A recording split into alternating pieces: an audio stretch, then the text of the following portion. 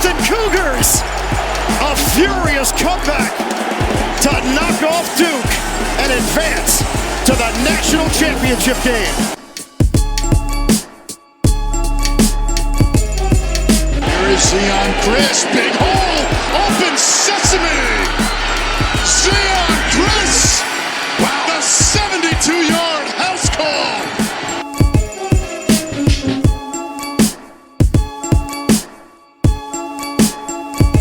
Stick it in your pipe and smoke it, baby. Yes! Welcome to the Scott Home Podcast, back here on Thanksgiving Eve. I don't know if that is actually the correct colloquial name for the day before Thanksgiving, but that's what we're going to call it. In a rare Wednesday morning spot, I have my iced coffee a few inches from my computer here, Bobby, talking to you in the morning, talking about a busy week of Cougar happenings. We have a final regular season football game, heartbreaker of a home finale to TCU that you were out there for. I talked plenty about that. Going to lead, of course, here in a little bit, talking about Cougar men's basketball at the Players era. I think 1-1 record so far. Obviously, the Notre Dame game will be happening after we record. We've learned, I think, plenty about this team. Some good, some bad. I think at this point in the season, you're trying to learn the things about your team that we're starting to learn about the Houston Cougars. Plenty to talk about there as well. Another Cougar basketball team that we're going to find time for tonight, which had a nice little week since we last recorded as well. Plenty of Cougar sports happenings, Bobby. This will actually be the last episode we do this year with a football preview, a football recap, and a men's basketball recap. So plenty of stuff to talk about, lots of time to talk about it. I'm going to put you on the spot, as I love to do here, as I often do on the show. Last year, when it was you and I asked you what was your essential Thanksgiving food. Not going to do a repeat of that. No, you're a big stovetop stuffing guy. Yes, sir. And I've got a couple boxes sitting about 8-9 feet behind me, so I co-sign with you on that. The people at Betty Crocker have the people at Stovetop, they have figured that out. There's no need for anything else. I mean, they have those. Shout out to my mom's incredible oyster stuffing that I had a short time ago when I was in Houston for my pre-Thanksgiving trip where we had a little Thanksgiving meal. Bobby, what is the commonly accepted Thanksgiving food that you believe is just like not an essential part of the meal? Don't know why people do this, et cetera, et cetera. I think you understand the question here. Yeah. No, it's cranberry sauce. I've never really gotten it. I don't need that burst of sweet in with the savory. In fact, I think that sweet ruins a lot of the meal. Also, I find a lot of people like to put it on their turkey because they're eating dry ass turkey. Make your turkey better. If you have John Draper, I mean, that's what the gravy's for. Yes, also that's what the gravy's for. Exactly. So yeah, cranberry sauce, and people can say like, "Oh, I hand make it," or anything where, not anything, because I just fought for stovetop, right? But anytime when people are like, "I love cranberry sauce," you don't eat it any other time of the year. Like, you just don't. And then two, if your cranberry sauce has to have tan ridges on it, I don't know, man. Like, it just seems like it's not great. It's not great. So, yeah, I'd rather save my sweet for the dessert side where I can go ham with some pie, some cookies, something like that. Fully aligned with you on that one. In the interest of picking something different, I'm going to go with a controversial one here. Turkey. No, I'm kidding. I'm not going turkey. Mac and cheese. I like mac and cheese. Oh. I enjoy mac and cheese, homemade, and even I don't really eat the box stuff anymore, but like, I don't know, man, if I was in a pinch, I'd probably eat it and enjoy it fine. But it just seems weird to me with Thanksgiving. Maybe it's because my family, we didn't do mac and cheese as part of the general Thanksgiving spread. It's always seemed kind of weird and out of place to me. It's not an anti-mac and cheese thing, to be clear. I like mac and cheese. I like homemade mac and cheese even more, but it seems weird and excessively heavy. Like, it's almost pulling away from the turkey. It's pulling away from the mashed potatoes. It's pulling away from the more typical Thanksgiving stuff. Obviously, it's part of your spread. Respect that. Don't have any problem with that. But for me, anytime I see mac and cheese, I think that's like a little weird and out of place in the Thanksgiving spread. All right, I'm going to add one more question to the Thanksgiving talk because it's fun. Yeah, man. What is more essential? Okay, because I heard this conversation happening. The turkey has to be on point, or all of the sides have to be on point. And then you can have like mediocre turkey, or do you have mediocre sides and the turkey has to be on point? I know my answer. I'm pretty strongly on mediocre turkey because I'm assuming as part of the mediocre sides that we're talking very good gravy here. Yeah. So like I think the gravy, like, you can, like, I'd prefer to have the turkey be good enough they don't have to absolutely drown it in gravy, that I could enjoy it. But if it's like a little iffy, I can, the gravy can kind of make up for that. Good sides can kind of make up for that. You get the bite with like a little bit of the sides, a little bit of your mash, a little bit of, which I'm doing homemade mash tomorrow, among other things, as part of my Thanksgiving spread out here in Vegas. So I would say, and I think we're aligned on this, I would say the mediocre turkey, because the sides can kind of compensate there. Whereas mediocre sides, exactly what I say. Yeah, like you're eating this. If I'm eating like good turkey, but the gravy tastes a little bit off, that just seems like a bad time. Yeah, I'm with you. Quick, patreon.com/SH podcast. If you like to support the work that Bobby and I do, if you would like to get access to the multiple premium episodes that we've been doing weekly with basketball and football season, both still in swing right now, please go to patreon.com/SHPAWDcast and support the work that we do here on a weekly basis, talking about the Cougs for now just over a decade. Bobby, we'll kick it off with the Players Era. Cougar men's basketball playing in this big event out in Vegas. 1-1 start. I think my big picture thought, kind of like I said at the very top of the show, this is why you play this event, to get exposed. This is why you play this event, to find out what your weak points. Also, as Kelvin Sampson said pretty frankly in his pre-game comments, or pre-going out on the trip comments, helps make the NIL budget as well. I think the Players Era guy announced today on Wednesday that each team had gotten at least $1 million from their trip, which is no small thing when you're an elite program like the Cougars are, but not an elite moneyed program like the Cougs are. That's important. I think I'm not going to call it another tough trip, because we don't necessarily know how the game today against Notre Dame is going to go, although it's not really insanely important to me how that goes. I like it to be a Cougar win, but also third game in 3 days, you do put some caveats on that. Started with, I think, the Syracuse game, though you could go a little big picture. It was really great, I will say, from that, even though that win was closer than we all would have liked. It wasn't the finish to regulation that we all would have liked. It was really good to see Milos Uzan and Emmanuel Sharp getting their mojo back. That, to me, is the big positive headline story from this one. I don't think you and I expected we were going to get a full regular season of Milos Uzan and Emmanuel Sharp putting up the numbers that they largely put up in the first 4 or 5 games of the season. But it was nice to see when you really needed it, when Kingston Flemings finally, hasn't been very often, and certainly wasn't in the following game, had a freshman kind of game that you had your veterans picking this team up. That was good. The not positive headline is that you needed overtime to beat Syracuse, a team that I believe is better than their team last year, but I don't look at that team and say, oh yeah, that team's going to be in the field with 68, at least, in the early season. And that you needed OT because, once again, you went completely missing offensively in the last 3 minutes of regulation. Bobby, big picture thoughts, Syracuse thoughts. Hit me with what you feel about Cougar men's basketball right now. Yeah, I'll just stick to each game because that's kind of where we are.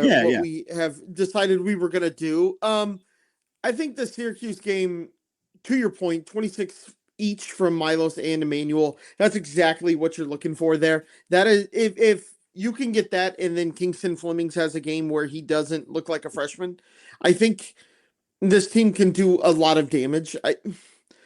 Where I start to get a little concerned, and this is tripled in the following game versus Tennessee, is your big man just did not look very good in this game. You look at Sinak, 12 boards, love that, 8 points, 3 of 7 of shooting, just under 50%.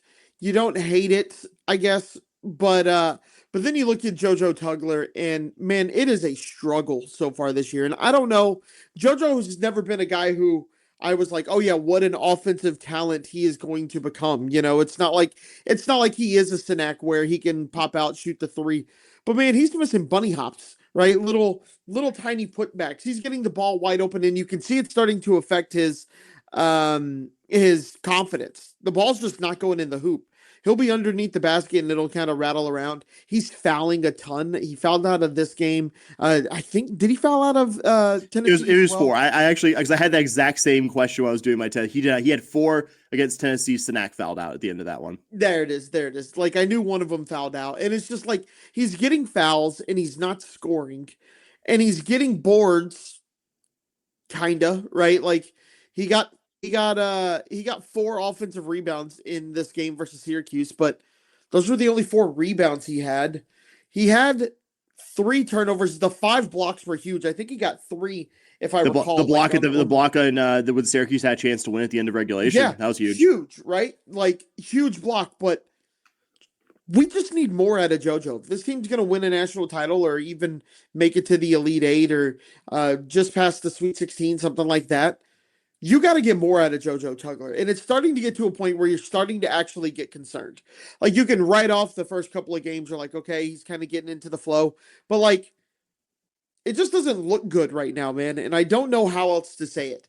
Overall, though, I thought the team looked solid. You just, to your point, what you said, you cannot continue to disappear late in games like this. And you can't just continue to disappear offensively, whether it's middle of the game, late in the game, anything like that. I mean, you look in the final 3 minutes of this regulation, you ended up, hold on, trying to do quick math in my head. You ended up scoring like 3 points, I think, off the top of my head. You can't. I don't think we scored. 3 minutes. It may have been game? 2. I don't think we. No, I don't think we scored any. I think we went up. I was looking at Syracuse. I'm sorry. I think we went up whatever it was, like 60. Yeah, and we got one. A lot of Syracuse fans left. I think we went up 11 after a certain point, and then a lot of Syracuse fans literally like went for the exits, and then we didn't score a single basket. Yeah, we scored one. We scored 1 point. You can't do it, and I think you said this last night as we were kind of talking about the Tennessee game. Is I think we kind of took for granted how clutch LJ Cryer could just kind of be for us. And you need a basket, you go to LJ, he can spot up, he can shoot the 3. Milos could find him, and you hope that that's Emmanuel Sharp. You hope that Milos, with Kingston on the floor, Kingston plays the point, and you kind of get that from Milos. Something's going on, man. And, last year it was Wani where you could just throw the ball down low and Wani could kind of take a guy one-on-one. You don't have that this year. You got to figure it out, man. And that was just kind of my thought after the Syracuse game. And I think I texted you, if we play like this versus Tennessee, we're going to lose by 100. We didn't lose by 100. I'll just say that. Yeah, I was going to make a joke about, hey, you didn't go scoreless in the last few minutes against Tennessee. Unfortunately, you went scoreless for a long stretch earlier in the second half, which we'll get to when we talk about that game. I think with both guys that are no longer here, the graduates you mentioned, LJ Cryer and J1 Roberts, it's almost like the gravitational pull of those guys. Even if it's not a game where LJ Cryer was hitting a lot of shots, your opponents knew you have to respect this guy from inside of like a very long distance from the basket. Like if you give this guy an open look, and that kind of opens up everything for the guys around LJ, ditto for J1. And it felt like maybe what concerns me about Tugler, because it felt like in the Auburn game, like didn't shoot it well against Auburn.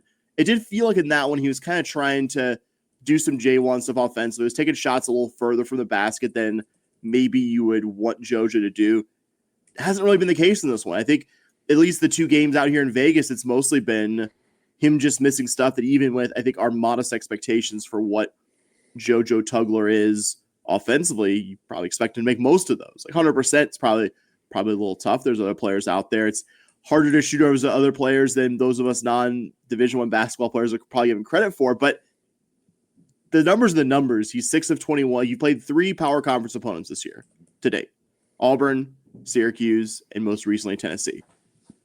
JoJo's shooting 6 of 21 in those games. And 6 of 21 would not be a good number if this was if this was Sharp we were talking about, just for example. But when most of your shots are coming from 10 feet or inside it to the basket, it's pretty bad. And I don't think, like, Sanak had his moments against Syracuse, but hasn't shot it well either. Maybe you're seeing him hit a little bit of a freshman wall here. And larger context than one over Syracuse. I mean, this was Syracuse without the player that I believe would have given the Cougars the most problems. Donnie Freeman, who got hurt in their last game against Monmouth, was really good at getting to the free throw line and also making them something Syracuse has just been abysmal at since they've come out to Vegas and not having Freeman services out there. I mean, you can't and certainly shouldn't apologize for your opponent being bad at the free throw line and you winning as a result.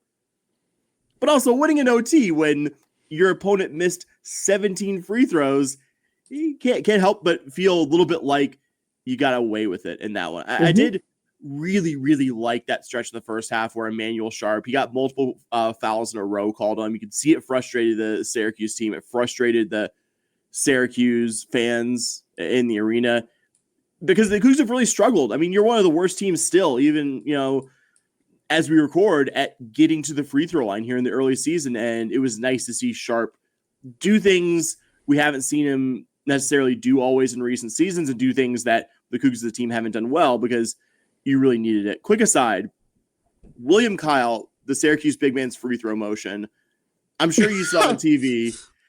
It is one of the wilder things I've seen. I mean, contrast this. Melo's son, Cayenne Anthony, he struggled from the free throw line, but from what I remember, his motion was fairly conventional.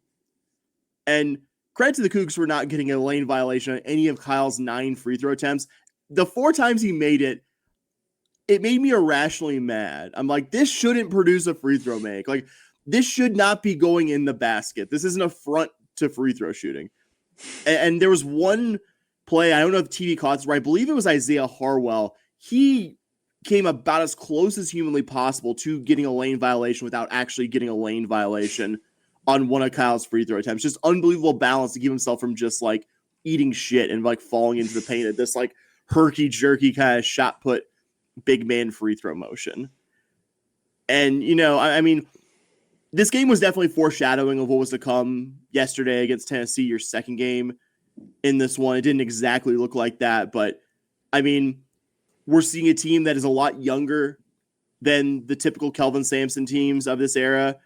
And we're seeing the effects that we're seeing it. And we're seeing a team that just isn't as sharp, no pun intended, in some key areas here that stretches without maybe like knowing what to do against college competition in a way that we kind of took for granted when you had a super veteran lineup last year with guys like Cryer, who's getting his 5th year of college basketball. Wani was in his 6th year of college basketball. Sharp at that point, 3rd and a half, 4th, whatever you want to call his redshirt year of college basketball. Like last year was a super veteran team, and you have veterans in this year's team. You have veterans such that I think what we're seeing now won't necessarily reflect what we see at the end of the season, but it's a younger team. You got to deal with the younger team kind of stuff, and you saw it in the win against Syracuse, and unless you have any additional Syracuse thoughts, saw it in a close loss to Tennessee. Nope, I'm good to go. What stood out to me from the Tennessee game, not that, believe me, like your offense had some really extended cold spells that we're going to talk about that, but what stood out to me the most was, and I believe we're simpatico on this, I believe you probably have a lot of the same thoughts here, it was the defensive struggles. I mean, again, there was that period where the offense just completely lost its mojo in the early second half. You went up 46-41, and I looked at the play-by-play to confirm this, Bobby. You went over 7 minutes. Mm-hmm. Not without just about making a field goal, without scoring a basketball point. And then your first basketball point was the free throw. Yeah, exactly. And then another minute, which led to ultimately an 8-minute drought without making a field goal. That's the game right there. Even with some late heroics from Milos Uzan and Kingston Flemings, can't say enough good things about the game Kingston Flemings had. And Milos Uzan, I think, really had a strong second half. Really did the thing you would want a senior player to do to kind of help try to will you to victory. You're not going to win basketball games both defending poorly and going a long stretch without scoring. If anything, the more I think about it, that you had an 8-minute field goal drought against an opponent of Tennessee's caliber and still were in it to some extent. I mean, I think Tennessee, it was close, but had control of it late. That you weren't like down. Like if you had told me all these things beforehand, I'd be like, oh yeah, Tennessee's winning this by 8 to 12 points. That you're in it late speaks well to some individuals, but I think a game where you got exposed, which I mean exposed in a good way because you want to be exposed to some extent in the early season, but you got exposed here by a good veteran opponent that did a lot of things better than you. I don't think that's an unfair assessment, is it? No, I think you have hit a point where you can start asking questions about what is this team's offense. I mean, there's a lot of ball watching going on in that with that offense. It's so a much lot standing around. it's a lot of let's watch Kingston Fleming try and create something, or maybe Milos tries to create something. I think there were some good moments. We talked, I kind of blasted JoJo about his offensive performance, and you had yet again another bad one from him here. But what I will say is JoJo had a couple of moments that you will not really see on the score, on the in the box score. He had a couple of really good passes to hit open guys. You saw some court vision there from him, but man, I want to talk defense, and yeah, it was ugly. This offense was just bad, man. You had this game is not a 3-point game that you saw. You kind of hit that late 3. This was more of a 6-7 point loss, in my opinion, is kind of what this felt like. You can't take away that late 3 where you still had a chance in it. A great game from Kingston Flemings here. Milos had a good game as well.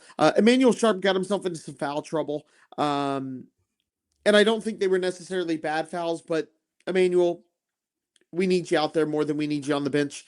But yeah, I think, not to pick on the freshman here, but I thought Sinak had kind of a game where he was, I don't want to say soft. That's never a word I like to use for an athlete, but I saw somebody on Twitter, and I meant to retweet it, but I totally forgot to. Show a clip of him, and he's running around, he's doing his job. He did so well for about 99% of the play, and then he kind of loses track of his man a little bit, and then he just kind of gives up on the play, and it's like, that's really good until it's not, and you just had a lot of that. But the thing that stands out to me, obviously, is those 7 minutes without scoring a point. You'd think you'd get to the line at some, you'd think a ball would magically fall, but it didn't, and the offense is just, there doesn't seem to be a lot of motion. There doesn't seem to be a lot of guys moving around. It's just a lot of stand and hope that the ball goes through the net, no matter if Kingston or Milos brings the ball up the court. Yeah, so my seats for this one were, I would say, like 12 to 15 rows, somewhere thereabouts, behind the U of H bench. So when U of H was going that way, I had decent look at that side of the court and see what they were doing on offense. And what they were doing on offense was, I got to be honest, a lot of standing around. Mm-hmm. And you were in some ways fortunate that you got a 10 out of 10 game from Kingston Flemings, and what we say, like a 7.5. He didn't shoot it great from deep, but Milos did do a great job getting to the basket. So it was like a 7.5, 8 out of 10 game from Milos Uzan. Those guys do a little bit worse. No one else was really picking up the slack in this one. Like, if Kingston has like pretty good game, like this is like Tennessee winning going away in the second half, and it's not terribly close. And like, I thought Kingston was playing well, but I didn't think Kingston had a really good game till he kind of put the team on his back and just really said, no, I'm going to will us back into that, which is great to see from the freshman. But like I said, I wasn't, halfway through the 7 minute scoreless stretch. It's hard to say anyone did anything well offensively when you don't score for almost a quarter of the game. It's hard to say that like anyone did well. Like that's just bad performance. I mean, it's okay, good individual game, but ultimately team game. Yeah, and like I said, I didn't think his game was like, oh my God, Kingston. Until it was kind of getting late, about the final 4 or 5 minutes left in the game, and you really saw Kingston kind of take over and go, yeah, we're playing this. Yeah, I would say I thought he had a strong start to the game when you kind of built out that early lead. But yeah, kind of in between the strong start and him kind of taking you on his back late. Yeah, not a lot in the middle, hence the 7-8 minute scoring drought there. I would argue this was Chris Sinak's worst game as a college player, which is going to happen. Like that is going to happen. Like a freshman, even an elite freshman, going up against a very good, largely veteran opponent. That's kind of thing's going to happen. That's why you expose the likes of Chris Sinak and Kingston Flemings and Isaiah Harwell to this level of competition. Still gave you 4 offensive boards, 11 total. So it's not like he gave you nothing. And I saw a sequence that you mentioned earlier, and that's probably like the kind of thing you get away with in high school. Like you can defend really well, and then a quick lapse. If you're a 5-star level athlete like Chris Sinak, you can make up for it there. And this level of basketball just has no mercy on you. And I thought the general effort against Tennessee's big men Like Jalen Carey in particular, like big dude. Like Jalen Carey specifically, I think gave the Cougs some matchup problems coming off the bench. Tennessee, I think, kind of realized at a certain point that, hey, U of H doesn't have a very good answer for Jalen Carey, and he really ate in the paint. I'll give JoJo some credit because I think we've been not incorrectly tough on JoJo in this segment because he hasn't had the greatest start to the season, but he did give you 33 minutes without ever really being in foul trouble. I have the box in front of me. Like that's good. Like that's something that has been a struggle for him. He did well there. Shot it a little better, like 3 of 6. But I mean, I think you can't ignore and the Cougs generally. I thought like you offensive rebounded a bit better than Tennessee, who was coming in as like the number 1 or number 2 offensive rebounding team. A little skewed by the early schedule, but a team that I expect at worst will be a top 10 offensive rebounding team this season. I don't think you did badly there, but the putting the ball in the basket and the running the offense, I think to win this game, you needed one more guy to step up. You didn't need Emmanuel Sharp to have like a Kingston Fleming's game. You just needed Emmanuel Sharp to have like a B-grade Emmanuel Sharp game. And foul trouble early, never got a shot going. You didn't really get that here. And again, the Cougs aren't defending badly right now in the most general sense. It's just compared to the insanely high recent historic standards and the bar we set for this program, they're defending poorly. It's still top 20, top 55 nationally, an opponent 2-point and 3-point field goal percentage. Right now, you're playing like a good to very good defensive team, but not an elite or bordering on elite defensive team, which is something you've gotten used to. Again, which is just so funny to your point that like, oh yeah, we're not playing defense very well. We're still number 2 in KenPom defensive rating. So, and some of that's still also like preseason stuff baked into it, but that says how spoiled we are for good defense here. Exactly. But this is a good thing about playing an event like this. You get exposed, and again, it might sound counterintuitive, but you want to be exposed in the early season.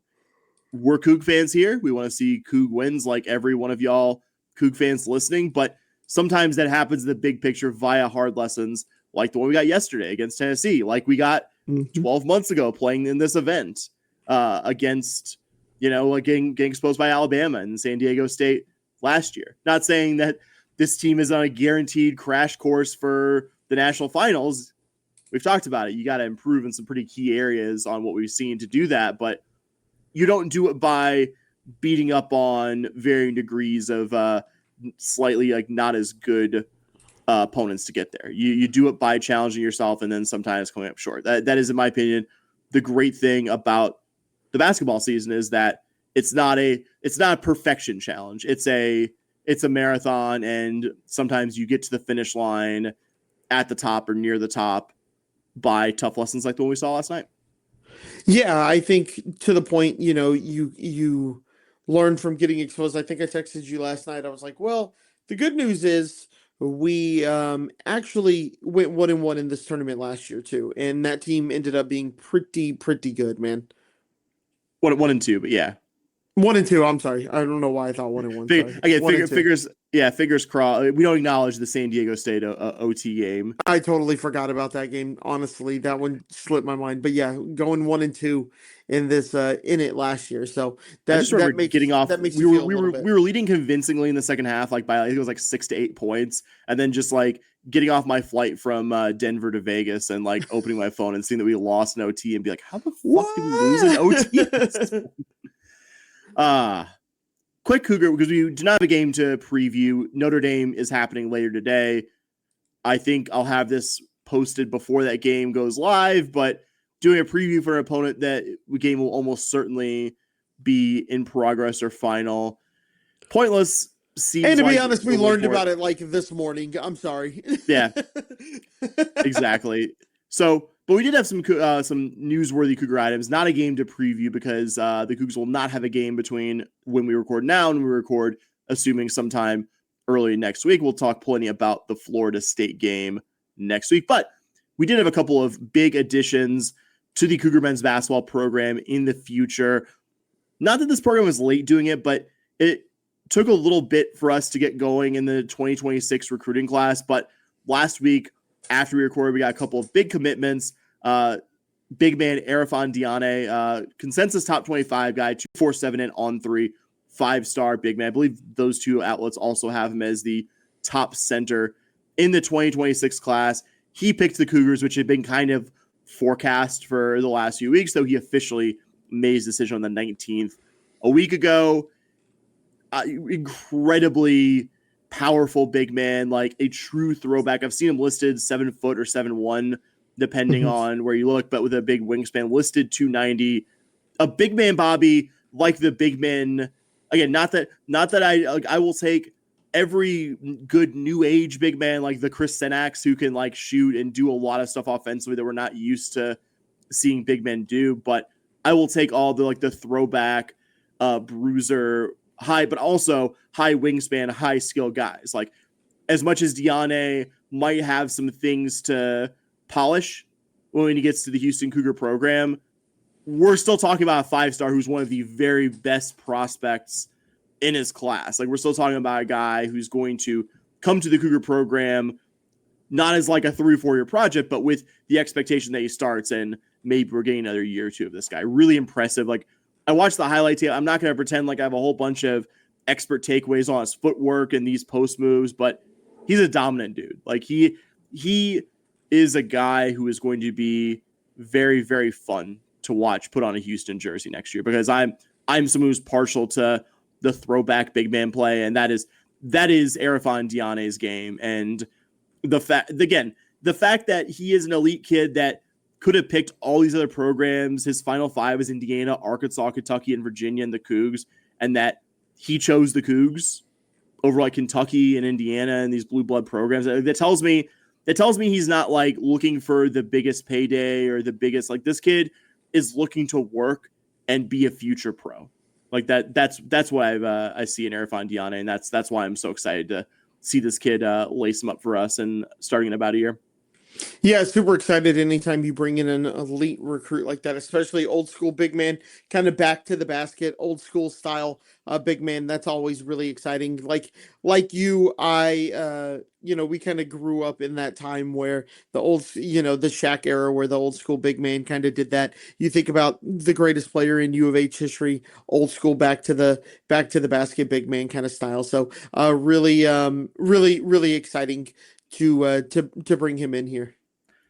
Yeah, I was gonna say West African big men. Do we have any history of West African big men in the Houston Cougar basketball program? Think I can think of one or two. Actually, from different position, but from the same country as Akeem Olajuwon, legendary Cougar, Ikenna Alozie, combo guard, who is playing right now at Dream City Christian in the Phoenix area. Also, last Friday, I believe it was, Friday morning, committed to the Cougars, consensus 4-star, top 45 all services. I believe kind of a flip of Diane, like on 3 and 247. Absolutely love Diane and think he's one of the best of the best, whereas ESPN like thinks he's very good. Kind of a flip of that. ESPN absolutely loves Alozie, and 247 and on 4 think he's like top 40 something prospect in his class. Very, very exciting. Was also recruited by a who's who of the best of the best in college basketball, combo guard or point guard, depending on where you're looking. I really saw a lot about how explosive he was, and I think that's really exciting. The defense too. I mean, you kind of assume that everybody that's coming to this program is either a willing defender or a great athlete who could be molded into a great defender. So I think that's really exciting. And yeah, just everything I've read about Alozie sounds like Houston Cougar guard, might not be as quick to the professional ranks as we probably believe Diane is, but a guy who can develop into being an absolute menace with, I think, 2 or 3 years in the program. We're going to be talking about him the same way we talk about the lead guards of the program now. Yeah, that's kind of what I thought too, is that he didn't exactly seem like the kind of guy who was going to be a one and done, something like that. But again, another really exciting prospect coming in to the program. So we'll shift to the gridiron here, talk about a frustrating last home game of the season, a 17-14 late loss by your Houston Cougar football team to the TCU Horned Frogs. In a weird way, the fact that the Cougs lost in a game where one phase of the game, played pretty well, and was constantly failed by the other phase of the game. I mean, I think that makes it even more painful loss than one of those ones where everything went bad. I mean, both situations are painful, but in the second one, you almost kind of just write that game off as a total loss, to use the insurance analogy, and flush it. Whereas this one, as I did my notes, as I looked back in this game, I kept thinking to myself, man, if only this had been like a C grade kind of day from the offense. We're talking about a Cougar win. We're talking about the first senior day win in 4 years and a chance to get 10 regular season wins. And of course, send your seniors out winners. And also obviously making it extra painful that your previously super reliable kicker, a guy undeniably responsible for multiple wins in this current season, missed 6 points worth of field goals, both of which to differing degrees were well within his range, and including a final miss at 35 yards, which I think you and I would have thought was inconceivable before this game. I do believe the two of us, and we'll get to it, differ at least to some extent on how good we believe the defensive effort was, but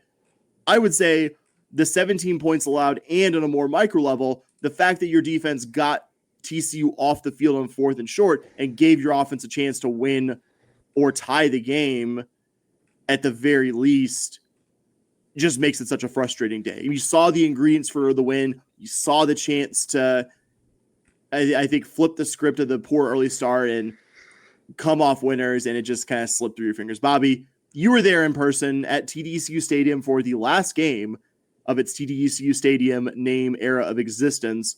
What were your big takeaways from Saturday? And whenever you're ready, kick us off with your overlooked play of the game.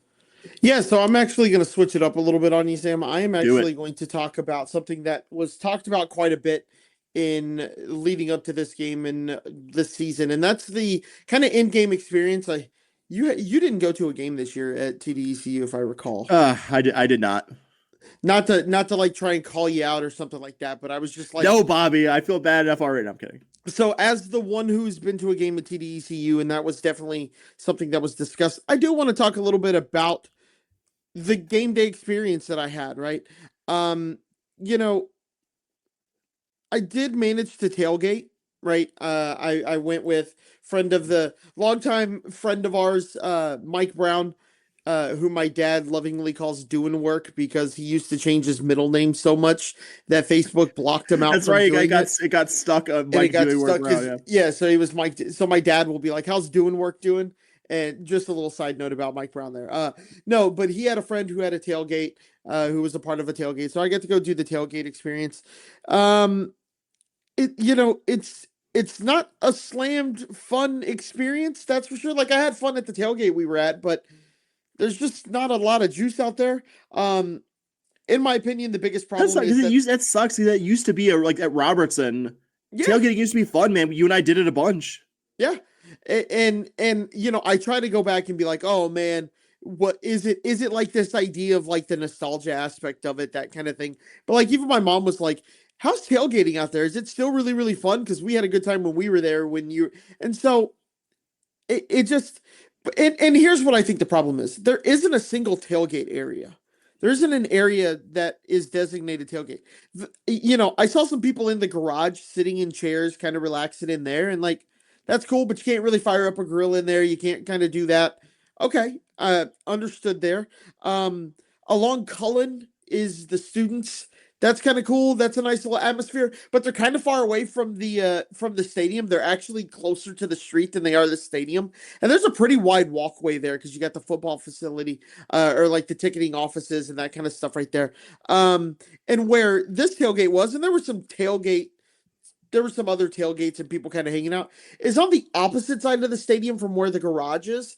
And when you think about the way people are going to come to the stadium from there, they're going to come to the garage. They're going to come from like that Moore's parking lot, the intramural fields. And then if they're coming from over like that back kind of by where the den is in the gym and the natatorium, that kind of area, they're never really going to make it to that area. So it's kind of a little bit of a struggle there. And I think that's something U of H could really do, is find a tailgate area and make it like an exclusive area for tailgating. I think that would really help a lot, because where it is now, where there's probably 4 or 5 tailgates, it's hard. It's not hard to get to, but if you were parking in one of the places that I mentioned, which is where everyone's going to park, you don't really see it. You know what I mean?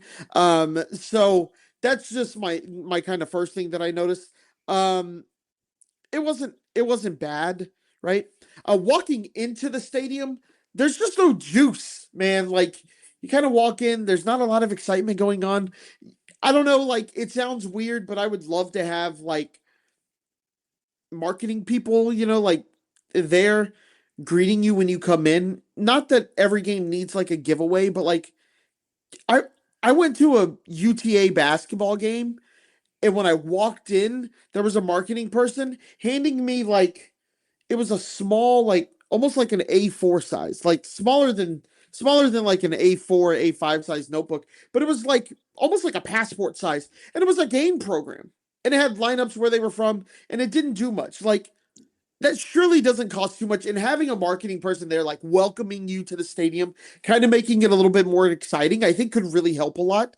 Instead, you're greeted with 5-star and they go, welcome. You walk in and you're just like, where the hell am I going? And I know it's probably not, I think we use CSC now.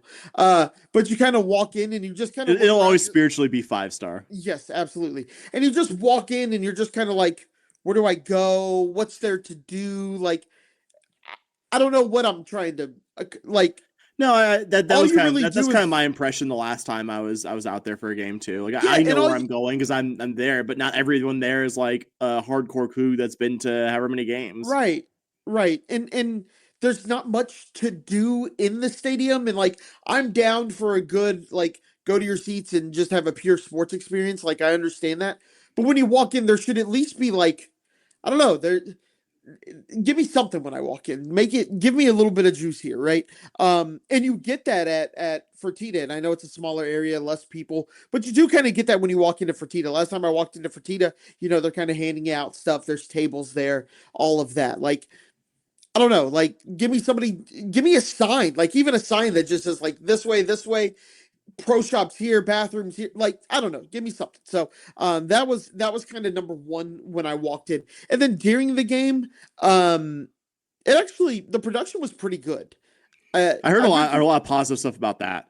Yeah, I think the fourth quarter fireworks, that was a really cool moment. Because like they fired off a couple and I was like, oh yeah, whatever.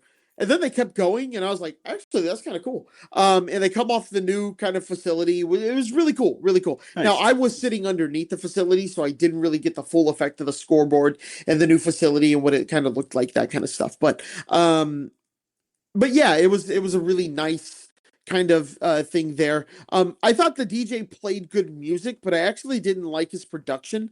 You gotta kind of know where your audience is and what you're trying to do there. He played good music, like I said, but he used like a ton of sound effects, like horns and that yeah, and like that. It's really big and kind of noise like that you hear in a lot of hip hop songs. And trust me, you're talking to somebody who likes hip hop, so don't think it's because I'm like play more country music or something like that. It is not that at all. And then the thing that he did that absolutely killed me, that absolutely drove me batshit insane, Sam, was you'd be jamming to a song, you'd be like, okay, and then he would just cut it and change to a different song, and you're just like, give me the juice, brother, give me the juice. But the thing that I thought was absolutely or one more thing, pregame, the show needs to change at least a little bit. I get it. We want to play touchdown. We want to play da-da-da, go Cougs, da-da-da, go Cougs, right? I get it. I like it. It's fun. I'm here for it, right? I don't know how many times I can see an H suddenly appearing on the field before I just don't care about it anymore. Like, I get it. Ohio State dots the I, but it works for them. It doesn't work here. I think the band sounds great. It's great to play Womp Womp. I think it's really one of the things that I don't love is when they try to like make Womp Womp like just happen and not let it be like an organic thing. Like pregame this year or this game I was at was like, and now everyone, it's time for Womp Womp, and it's like, yeah, that's not how you just play. You played at big points in the game. Yeah, or like the start of the half or something. Yeah, or I'm okay playing it. Don't tell me it's coming. Like, okay, it's time for me to do the thing. Like, no, just play it. I know what to do. And most people know what to do here.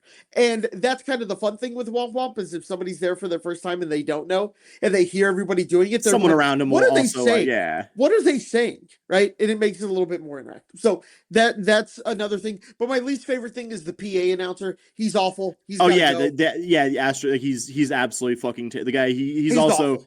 the regular Astros guy. Like he's not good at football. And like, yeah, I wouldn't be good at a PA announcer, but like, come on, like this is a city of 5 million people. Like there's a better PA announcer out there. Stop using this guy. The thing that killed me about it is it was like he was a newscaster reading like, all right, it's third down. And it's like, no, it's third down. It was 4th and goal or like 4th and 1 for TCU late in the game. And the production did nothing to get the fans hype. It was like the band playing a little bit, and then like, no, I want my PA announcer like, it's 4th down, everybody get on their feet. Like not to.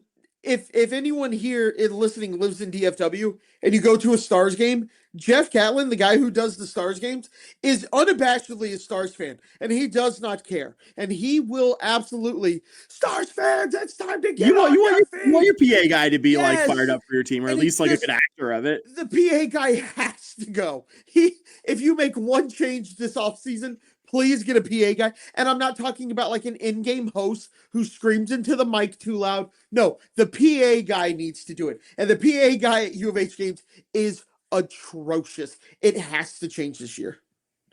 I think my last 3 times seeing games in person in Houston, I left and it was just like one of those takeaways was, God, the PA guy in stadium is just absolutely fucking terrible. And like, yeah, it should that should not be the case with all the other things. Agreed.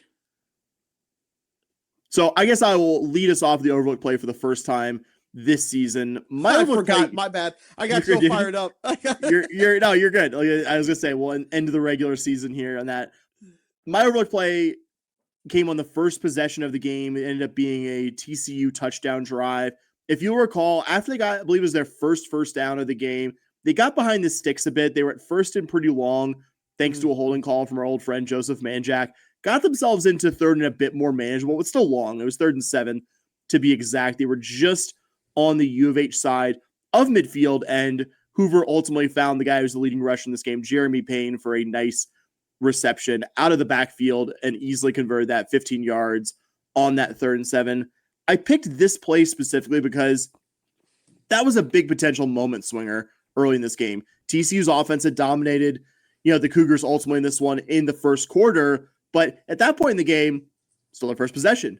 And we'll say, thankfully, that first quarter didn't end up being indicative of what the rest of the game was for your defense. But I picked this one play because that was a crucial early moment where the Cougar defense could have gotten TCU off the field. That's an incompletion or a run short of the first down or something.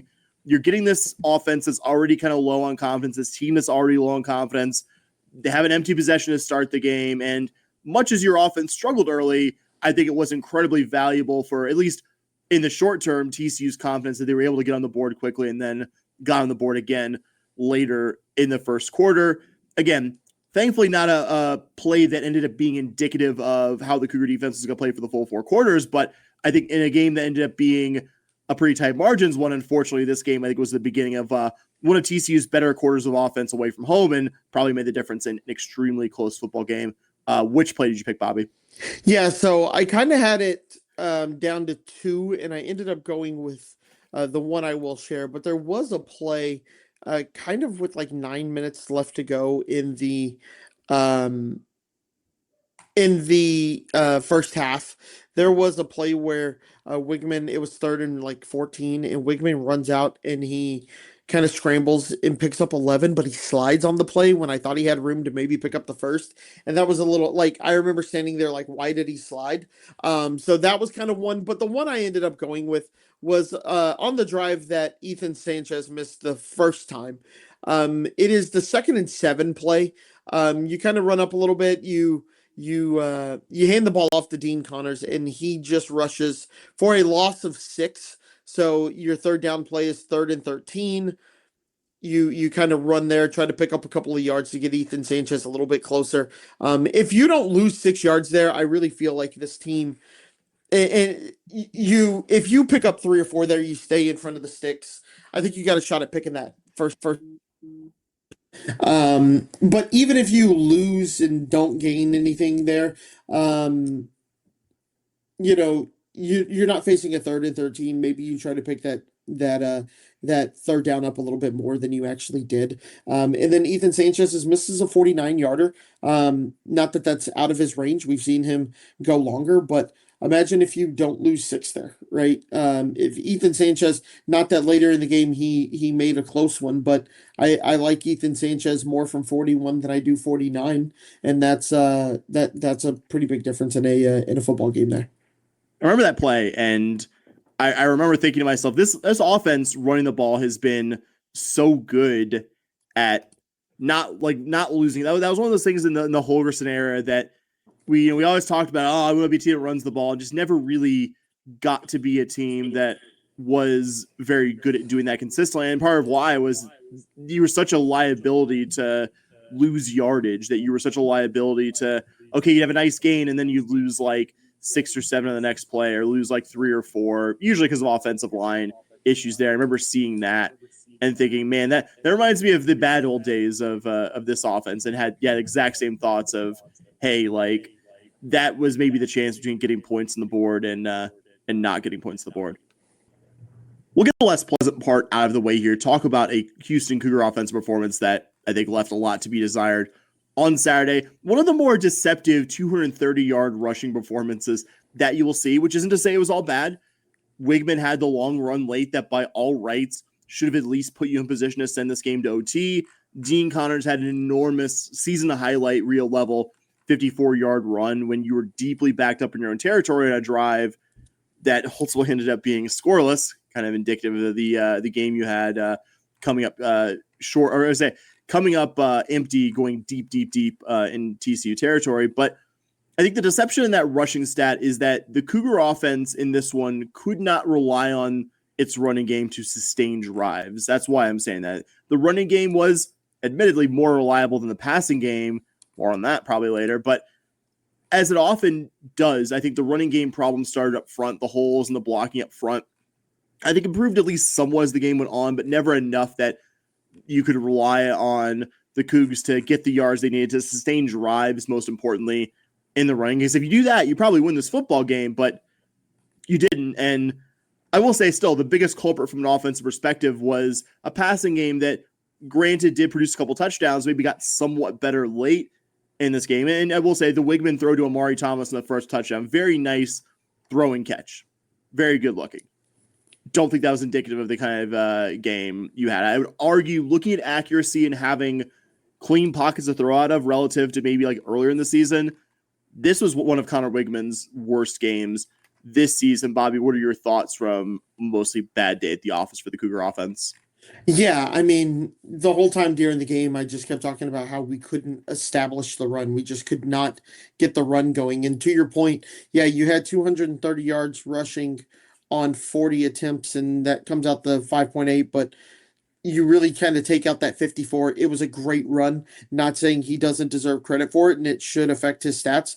But if you're going to sit here and try and tell me that that the run game was really good this game because you did rush for 6 yards a carry, I have some beachfront property in Iowa. Tells me you didn't watch the game. Like, you just looked at a box score, honestly. Yeah.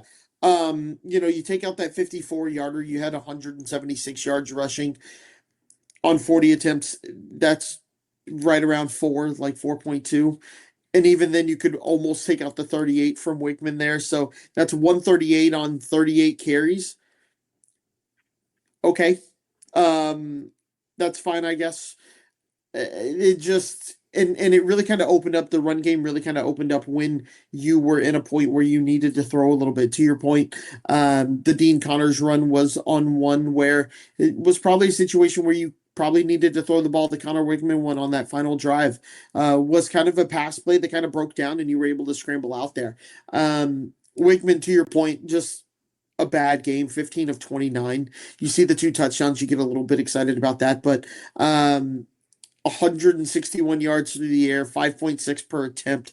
Just not very good. Amari Thomas had a decent game. Dean Connors receiving had a decent game. Like the offense just was not very good, and it's evidenced by a lot of what you saw. I think the fourth and goal from the one where you run a fade to the end zone.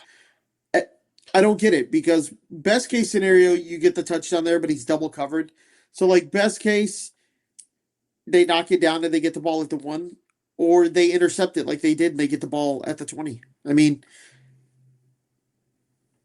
what if you run the ball there? The best case is a touchdown. The worst case is they're at the 1.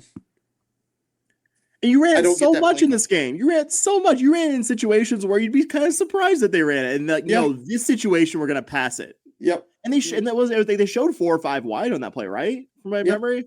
It wasn't like one of those, we faked to, like we did a goal line bunch look and then faked to a pass, which I think actually would have been a better play call. No, you went like 4 or 5 wide. PA power O on NCAA football. Yeah, just like you pretty much telegraphed that you were going to throw the ball, or at least show that you were going to throw the ball, and then throw into tight double coverage. Sorry, didn't mean to cut you off. No, that's exactly right. That play, just the play calling, you could see that you weren't running the ball very well. I don't know why you kept at it. Like, I know that's kind of what helped you in the Arizona State game, is you just were kind of, but at some point you had to kind of abandon it, and it offensively, it just did not look good. It looked like those offenses that we were worried about last year. In those performances, it was on par with some of those. Maybe not the worst ones, but this very much looked like a 2024 U of H offense. Yeah, this game did show the floor was higher, because I mean, you still did have almost 400 yards, and the 14 points are bad, but you left a lot of points in the field, which again, not that's good. I don't think either of us have at any point implied that any of this was good, but is still a far cry from where we were last season, where like the low point last year, it was 0 points and never getting especially close to scoring, which unfortunately happened multiple times last season. I am of the opinion more that the biggest problems on Saturday were execution by the guys in the field rather than play calling. I don't think we're complaining about the play calling if the run blocking is good early, if Connor Wigman is accurate. Agreed. But I will admit, for Cougar fans who are inclined to not be happy about the play calling from this game or the OC, the decision that we talked about a moment ago to go with a shotgun spread look on 4th and short for a doomed passing play where the result, if you're unsuccessful, is so much better for TCU, which it ended up being. They got the interception and touchback and got 19 more yards than running, where you were so pot committed to running, but decided 4th and short. And again, like, I think if you showed pass have a run look there, I'm fine with it. Like, it's an unsuccessful play call, but I understand it. Like, you're trying to make this opponent think run and then maybe catch them off guard. You didn't even try to do that. You just showed pass, and TCU happily took an easy interception when Wigman threw into tight double coverage to a ball that Amari Thomas never could have conceivably gotten to. I understand why U of H didn't take it as a given that they could pound the ball in for a score, because you didn't run the ball well in the first half. Didn't really run it well at all, period, throughout this game. But poor idea, and if possible, even poorer execution on the field by Wigman. Not the kind of decision you'd want or even expect to see from a veteran college starting quarterback. I mean, it adds on to the frustration of losing by 3 points when you had not just the 2 missed field goals, but essentially being a yard away from scoring, coming from the other end of the field. That was the drive where you started deep in your own territory, and Dean Connors obviously set you up nicely in TCU territory with that long run. I'd like the staff to generally go for it in 4th and short situations like this one. Not really the issue there, but the actual play call itself there was one of the worst this season. The execution, just as bad, and I'm not going to sugarcoat it. The one nice thing I have to say about the offense, almost regular program at this point, but Amari Thomas, even on weeks when the offense isn't having a great game, was awesome. I think we could say it now with most of the regular season in the books, he's firmly cemented himself, even in just under one season of this program, as one of the better receivers of this program this century, which is a very select, high-performing group. Like, there's a lot of really good college and even pro receivers in that group. And I believe I was on the high end of Cougar fan optimism when it came to Amari Thomas before this season. He still exceeded my expectations. I think the main pass game problem this one, outside of Connor Wigman being inaccurate for a large stretch of this game, was just an inability to get Tanner Koziol involved along with Amari Thomas in the pass game. And not all of that's on Wigman. It is still to some extent on Koziol there to get open, on the offensive brain trust to find creative ways to get him open if your earlier looks just aren't working. And you also had situations like Koziol dropping a very good looking pass on that final Cougar possession, which thankfully didn't come to anything because he got the first down and similar yards immediately after. But I mean, you can and should give credit, which it's not like our inclination and the inclination of anyone who covers a specific team is to make everything a referendum on that team. And you give credit to TCU defensively for not allowing Tanner Koziol to affect this game for the most part. And that may have been the biggest thing that really kept you from getting going offensively in this game. TCU's defense isn't an elite one, but it's not a bad one, and was certainly good enough to exploit an offense on the U of H side that was not having its best day. There have been other poor offensive performances this season. I guess I appreciate that we didn't have a third straight 4-turnover game from the offense, but this may be the most frustrating performance because, again, like I said at the top, even an okay day where you don't leave a bunch of performances on the field, you're getting enough from the defense that it probably ends up being like a 2017, 23-17 win if you can just get a little bit more from the offense, and you just didn't get it on Saturday. Yeah, just a poor performance from this offense. Like you said, Amari was good, but everything else was just kind of meh at best. And not a perfect performance from the defense.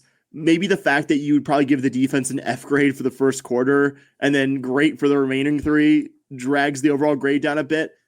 Even though I think I'm probably less critical of the two of us of this defensive performance. I think we're both feel pretty good about it. I agree, though. You still have to be dinged a little bit for letting your team get into a 2-score hole early. But tip my hand, most of what I have to say about the Cougar defensive performance is positive. I don't think anyone on here would argue that they didn't give the Cougs a chance to win this or at least extend the game. And certainly one of the individual performances of the season from Will James here in this one. Bobby, where would you like to start with the defensive performance from Saturday?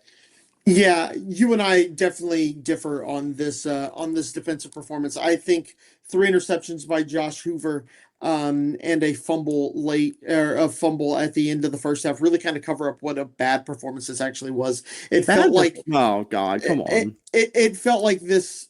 It felt like this team. It couldn't. I mean, Hoover was 24 of 33, averaged 9 yards per attempt, 3 of which were interceptions. One was a bad throw. One was an amazing play by Will James that you kind of say you made a hell of a play. A little lucky to get that turnover there. It is hard to ignore that you turned him over 4 times, but I think that kept a lot of points off the board that probably were drives that looked like they were going to possibly turn into one or turn into some, especially one that I would include that kind of late fumble there or the fumble late in the first half. That was probably going to be at least 3, maybe even 7 with the way they were driving the ball there. You did get that late stop. I think that's huge. They also drove the ball down your throat that drive. You stood on your head on the 3. You got the stop on the 4-yard line. Hard to ignore that. Also hard to ignore that they absolutely drove the ball all the way down on you there as well. And if they kick the 3 there, you're down by 6. The field goal doesn't matter at the end. They decided to try and get it. And again, your defense made a great stand there. But I think they did a lot of things really well against this Cougar defense. I think Manjack 9 for 95. That was pretty good. You gave up 1 to Eric McAllister for 37. You kind of look at the running yards, 36 for 133. Yeah, I think that's a pretty good stat line, just under 4 yards a carry. I think that's really good for your defense. But it always felt like when they needed some yards, they were able to get the yards that they needed, except on that late drive. Which again, I don't want to take away from that. But I think if Hoover doesn't turn the ball over like he did, if he's just slightly smarter, if the Cougs get slightly less lucky on a couple of bad throws by Josh Hoover, this game very easily could have been 24-27 points there. That's not to say everything was bad, but it did. It just felt like we could talk about that first quarter where they put up 14 and then they didn't score in the second and the third. But again, I think that was helped a lot. You had the fumble, like I said, you had and you had 2 interceptions in the second quarter. The third quarter, I thought you played pretty well. And then the fourth quarter, you did get that 1 turnover, but it really did feel like that TCU was able to move the ball almost at will when they really wanted to against the Cougs. So yeah, I don't think it was a particularly good defensive performance from this team. You are high on crack. I'm not gonna say it's like the best this year, because yes, they had a great first quarter, one that ultimately was in a way like too big of a hill for you to climb out of. Like if you had played better, if you had only allowed like 1 touchdown, like maybe this game is ultimately different. And yeah, they did move the ball. Like I think really like they ran up the ball reasonably well early, and then they ran it pretty well in that final real possession.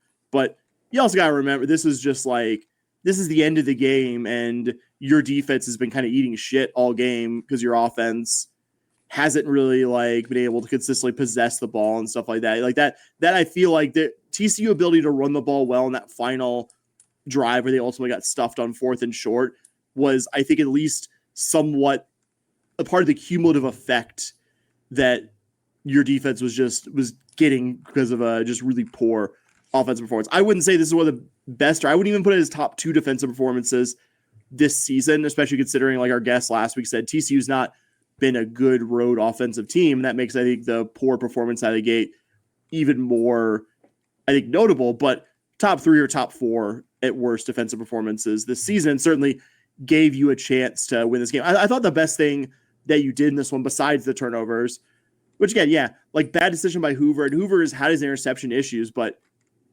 this tied for his career high in interceptions. It's not like he's throwing three picks a game. Like, you did exceptionally well turning Josh Hoover over relative to everyone except the 2024 version of your defense, which also turned over Josh Hoover a bunch of times when this game was played last year in Fort Worth. But I thought one of the things that you really did well in this one, Eric McAllister has the early touchdown reception, and we'll say one of the better thrown balls I've seen in a football game this year from Hoover there. I think I don't hold that against the defense.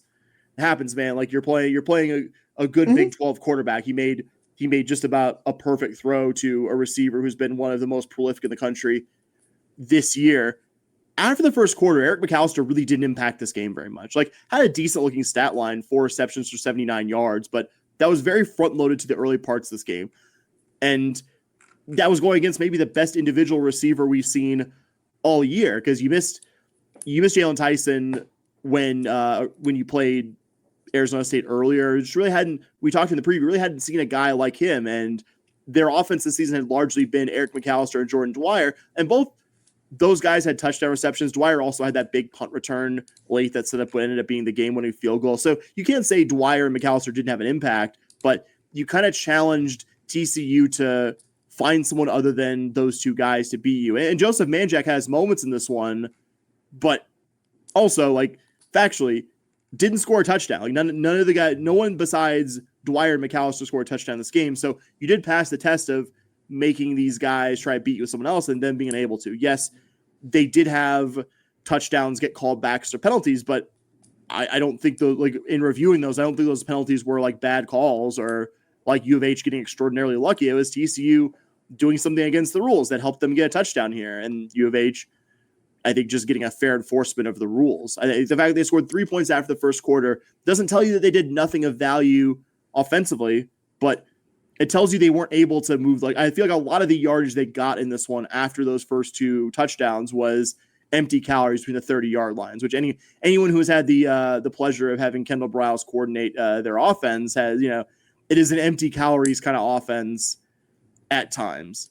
Performance this season, level game from Will James. 2 interceptions, forced fumble, rightfully earned him Big 12 Defensive Player of the Week honors. I mean, 3 turnovers forced is going to be a great performance regardless of context, but that all 3 of those takeaways, as you pointed out, came at pretty critical junctures this game where TCU looked like they could have been in position to put points in the board, really helped U of H stay in this game. I mean, I've largely been very happy with what we've gotten from Will James this season. This is his first on-field action at the P4 level, and with a pretty unenviable task in replacing Jeremiah Wilson, who was one of the best graded Big 12 cornerbacks last season.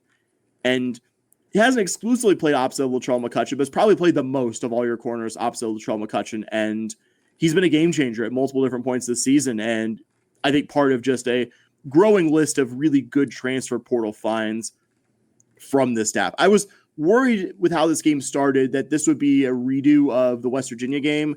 And frustrating as the loss was, I was happy, at least on the defensive side of the ball, that this didn't look like the last home game. But obviously still an unhappy final to see the Cougars lose. Yeah, I understand what you're trying to say here. And I kind of went back and while you were talking and I looked at the different interceptions. Look, you have one on the very first one, interception, 9-yard run, 6-yard run, interception there at their own 35. They're moving the ball decently there. The second one, you are seeing it. Again, they're moving the ball decently. To your point, it is between the 30s, but it's not like they stalled out. The fumble, I mean, hell, they picked up 50 in the first 2 plays. You get the fumble recovery at our 35. And then you had the third and final interception comes after a 15-yard penalty for TCU. They're kind of trying to force something there is what it seemed like. You're in a 1st and 25. And the interception happens on a 2nd and 22. It just really felt like you were watching a game in which the turnovers masked a performance that just didn't feel like it was a very good performance while I was in there watching the game.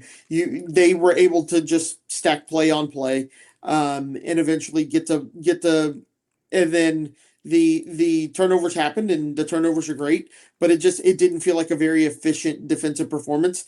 I think if you don't get those 4 turnovers, I think you look at this defensive performance much differently, and you can't say, of course, if they didn't happen, it would be different. Yeah, of course. Yeah, but at the end, but you can also say you got the turnovers and those were really nice and that was really good, and you were able to turn him over again for his career high record number of interceptions, but it doesn't mask the fact that they were moving the ball on you and they were doing those kind of things against you. I think, yes, you look at 17, you can kind of go 4 turnovers. That's really great. But when they're moving the ball on you pretty easily and then you're able to force a turnover, they're still moving the ball pretty easily on you. And if you don't turn the ball over there, they put up lots of points on you and you're going, this was a bad defensive performance. If you have this same defensive performance, but those passes fall incomplete rather than interceptions, I don't know if you feel that this was a good defensive performance. Yeah, of course. If Connor Wigman doesn't make the worst decision or one of the worst decisions of the year on that goal line fade and isn't, a play call, it's stupid. It's like you could if your way. I mean, again, it's not the best defensive performance of this season because of some of the things you said. Like, yes, they moved the ball on you, and that I think removes it from best performances of the year conversation. But like, the turnover still happened. It wasn't like U of H greased up the ball and Josh Hoover's just like tossed it all over the place. Like, no, for sure. Will James had to make plays to absolutely get those picks. Okay, I'll give you this. The Rook Brown, even though I will say the Rook Brown pick, little fortune there, but I thought that was also really good. That was really good coverage on the receiver there. Like, is he a little lucky to get the ball there? Sure, but it wasn't like, oh, the receiver was open, it popped off his hands, and Rook Brown is like 5 yards behind the play. Like, he makes the pick there because him and I think it was Jordan Allen, his teammate, are covering the TCU receiver there very well. So yes, a little bit of fortune there, but also you give him credit there because he was in the right spot. He was there to make a good play. Like, the other 3, I don't think are that one may be the luckiest of the 4, but I mean, I think yes, you acknowledge the fact they moved the ball, and that that's why I'm not saying, oh my God, it's the performance of the year. Like, I can't believe this defense, unbelievable. Like, there's some flaws there. TCU moved the ball. TCU had one of their best quarters away from home. Like, that drags the grade down a little bit. But in a game where you allowed 17 points, I can't call it anything but a very good or good bordering on very good offensive or defensive performance. Excuse me.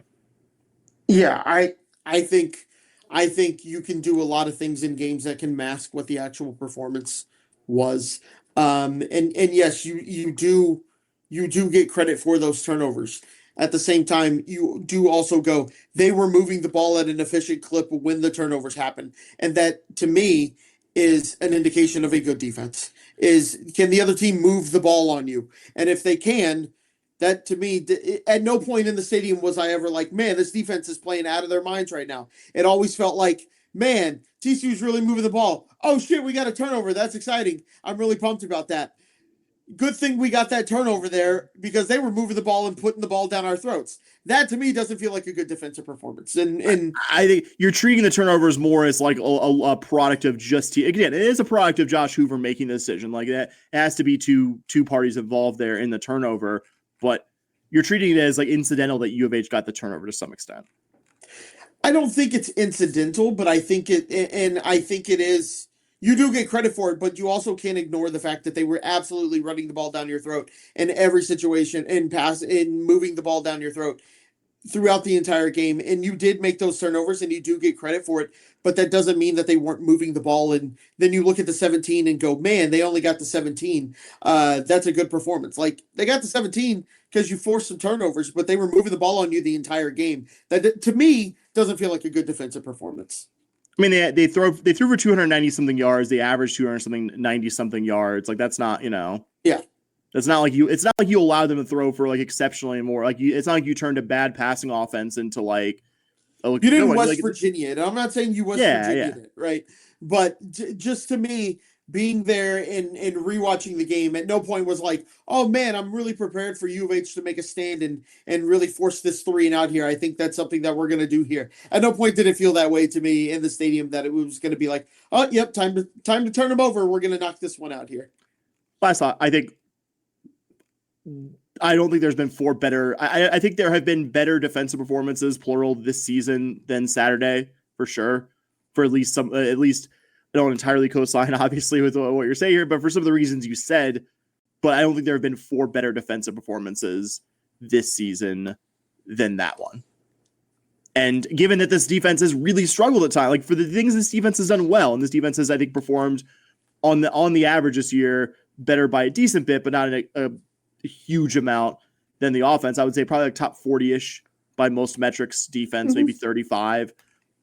But forcing turnovers has been a problem. Like there was a long stretch. We talked about this, I think a few episodes ago. Like there was a long stretch where you just did a terrible job turning opponents over. And these last 2 games, a close win at UCF and then a close loss on Saturday, I think the turnovers played an outsized role. And UCF game, obviously allowing you to see out the win, and that one having the pick 6 for a touchdown from Trey McCutcheon. And this one allowing keeping TCU from converting some drives late. I like that. To change the subject, the media aftermath of the game, you saw a lot of guys stick in for Ethan Sanchez because it speaks to a good locker room culture, even after a very painful loss. And not that he wouldn't be worth defending, even if he'd had a few more misses this season, but has to be said, Sanchez has truly been one of the most valuable parts of this team. As bad as this game was, hit game winners against Arizona and Oregon State, which, worth reiterating, Oregon State would have been a truly disastrous loss, and allowed you to comfortably beat Colorado with one of, if not the best kicking performances we've seen from U of H kicker. It really stinks that this game went this way specifically, but even including this no good, very bad game from him, he's had an incredible kicking season, and we shouldn't let the kicking woes, which also shouldn't be overlooked in this close of a game, allow us to overlook that what you said earlier, that TCU, because of a different special teams gap, was largely in field goal range for what ended up being the game winner, because both Liam Doherty outpunted his coverage and the cover team didn't cover themselves in glory by allowing Jordan Dwyer to return it deep into your territory. And TCU basically didn't have to do anything to get the field goal that put them up 17-14 and ended up being the decider in this one. Yeah, Ethan, as I walked out of the stadium, my whole thing that I just kept saying is he's been so good all season. He's been so good all season. If it's not for Ethan Sanchez, are you even looking and sniffing the Big 12 title game that you kind of were? And what it was going to take a lot of luck to get there. But you're not even in that position without Ethan Sanchez this year. So we'll say. I have my own attendance game thing. I gave you a hint of it yesterday when I was asking you something. Not all of what I'm saying is negative here, and I don't mean this to give cover to the sections of this fan base who can and should be supporting the football program in much larger numbers than they are. But you look at things like this team finishing the season 1-3 in its last 4 home games, and the fact that you haven't won a senior day game since 2021. for me, the picture becomes a bit clearer there as to why the attendance numbers are sad. Because remember back when you and I were first in our youngest days as Cougar fans, to that era of Cougar football, not going to gloss over the facts. There were plenty of games from that era where the crowd at Robertson Stadium was not great. We were there for them. But think about it. As improved as Saturday's crowd was, and it sounded decent at critical points on TV, that announced attendance still would not have sold out Robertson. And that's almost unthinkable to me, given how much back in the day we were dying to play the state's Big 12 teams on our campus.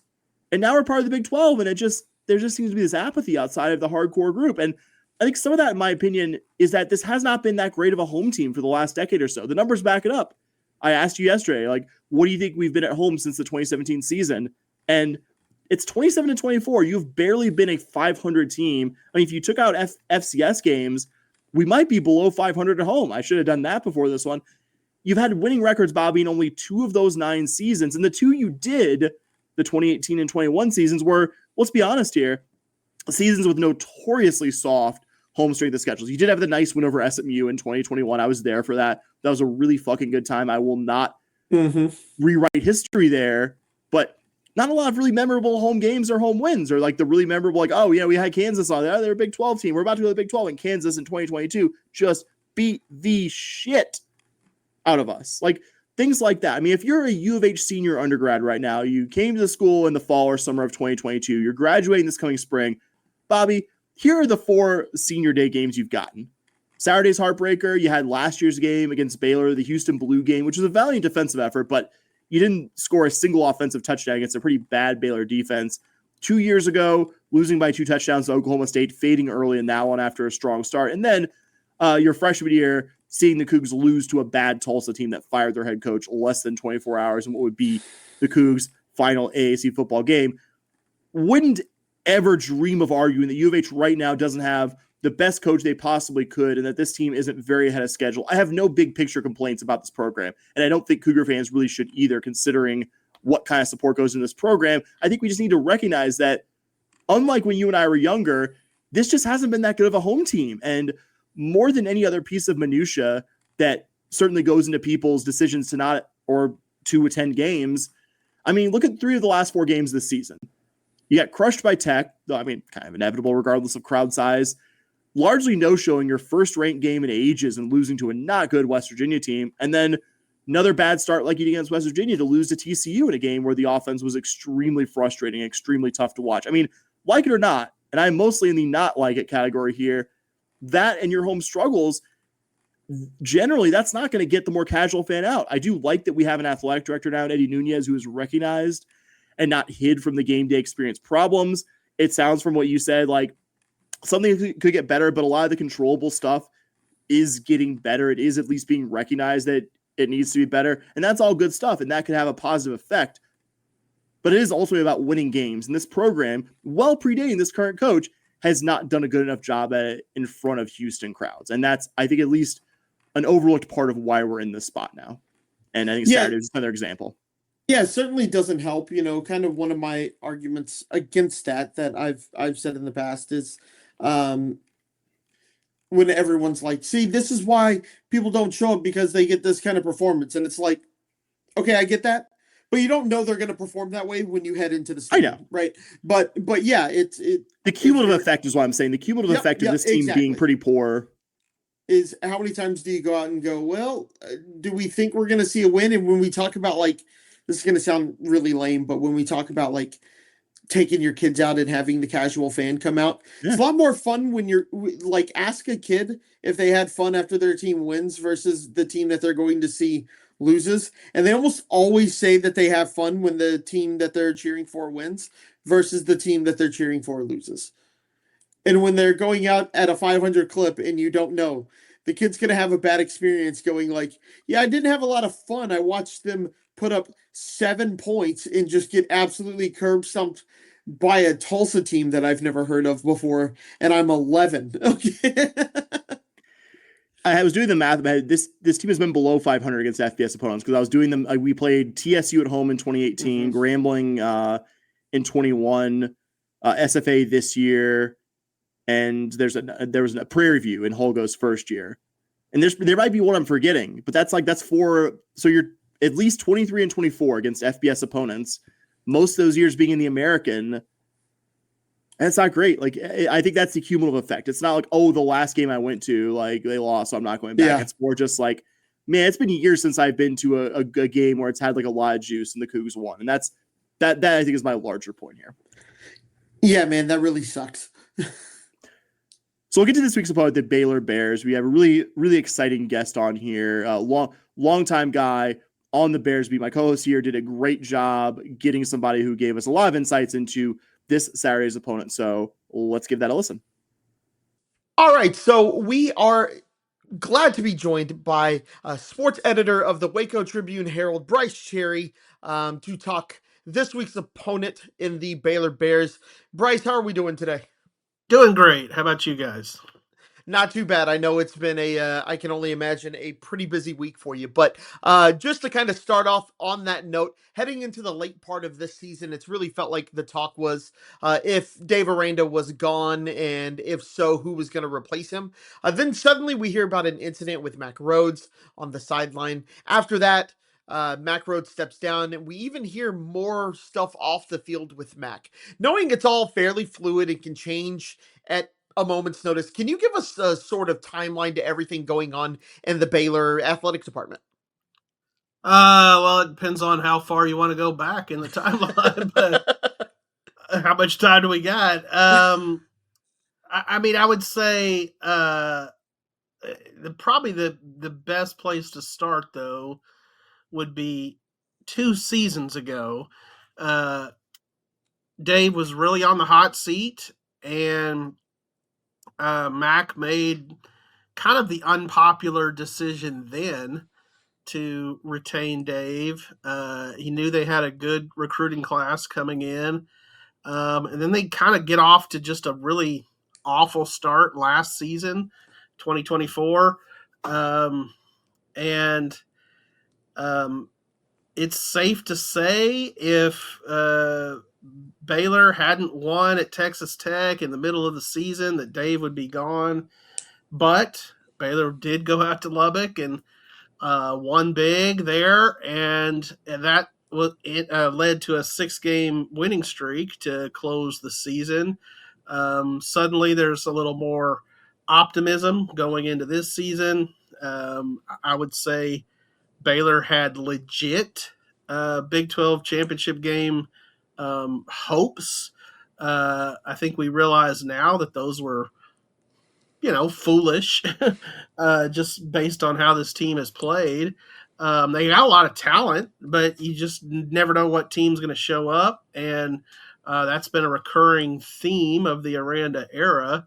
And then, like you said, obviously, it kind of all went off the rails this year with Mack. He does have an incident in the Arizona State game with Michael Trigg, who's quite a personality in himself, quite a player too. Baylor's tight end, who's going to be, if not the John Mackey Award winner as the best tight end in the country, he's one of 3 finalists. So, things got heated. Apparently Mack didn't like the color shirt the guy was wearing, a little different than everybody else. And so that was an ugly thing. And then, I mean, I can't really go into a lot of details on what led to him leaving, other than just, people can kind of do the math. But it was a violation of Baylor's, what they would call faith-based principles. And so, people can kind of figure that out on their own, but it wasn't any kind of incident with a student or any kind of Title IX issue or anything like that. But yeah, Baylor's a Christian school, and there's certain things you can't do. And so Mack is obviously out now after 9 years as the athletic director at Baylor. And I wrote it in a column today that appeared in today's paper. There's little question in my mind that if Mack were still around that Dave would not be. And so Dave right now can owe his job to Mac's departure. And the irony there is, as I said 2 years ago, he retains Dave in kind of an unpopular move at the time. So he's really, Mac being around kept him around, and now Mac leaving keeps him around because the fact of the matter is Baylor doesn't want to have to hire an athletic director and a head football coach in the same cycle, which I think makes a lot of sense. It is highly unpopular here in Waco. The fan base is kind of checked out. It's not a good situation right now. What that leads to Saturday against the Cougars? Who knows? That's the thing about Baylor. Like, you don't know which team's going to show up, and just when you write them off, I mean, I've called them the zombie bears because you can't ever kill them. But they have looked pretty bad the last 2 weeks. So now that we've kind of cleared up what's going on in the athletic department, let's actually talk some football. How's that sound? That sounds good. It's tough to kind of look at this year and see the defense hasn't been very good.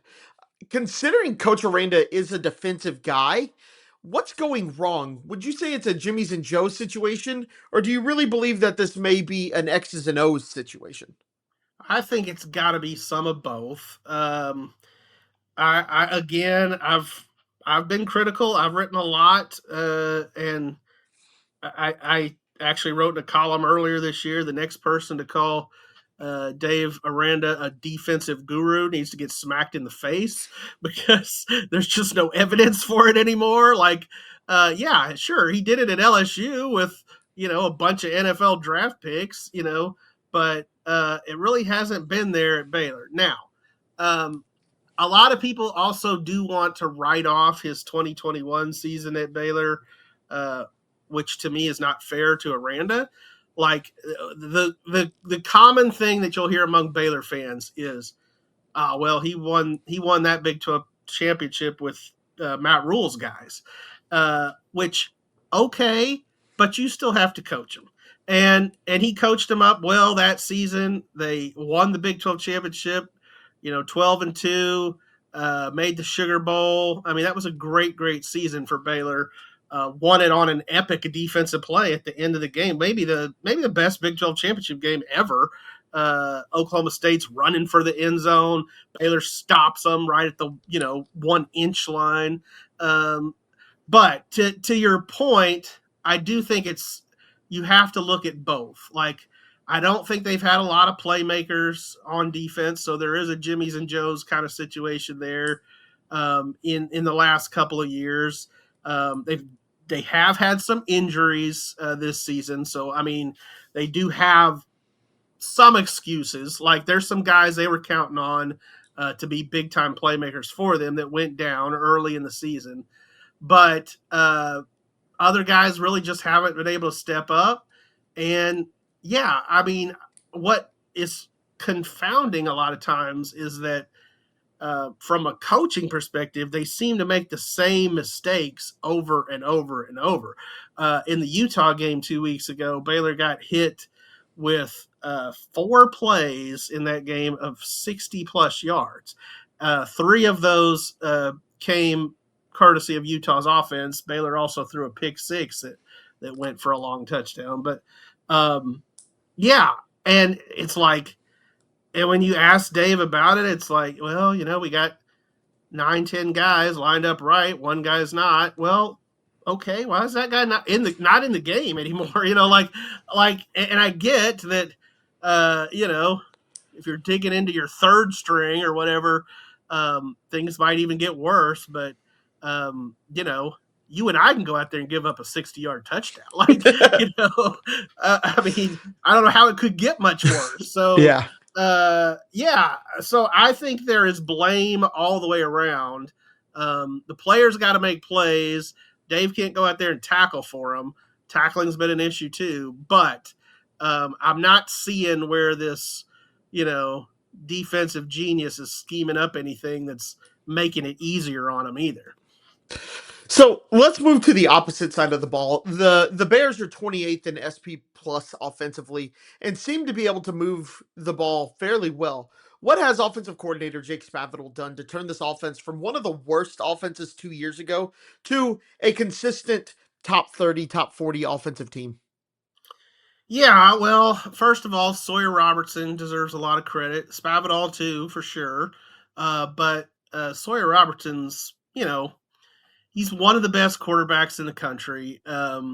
He's, third in the country in passing yards. He's tied for the lead in touchdown passes. He's everything I think you would want in a quarterback at Baylor. He represents Baylor well. Just a good guy. He leads Bible studies at Baylor. He's baptized his teammates.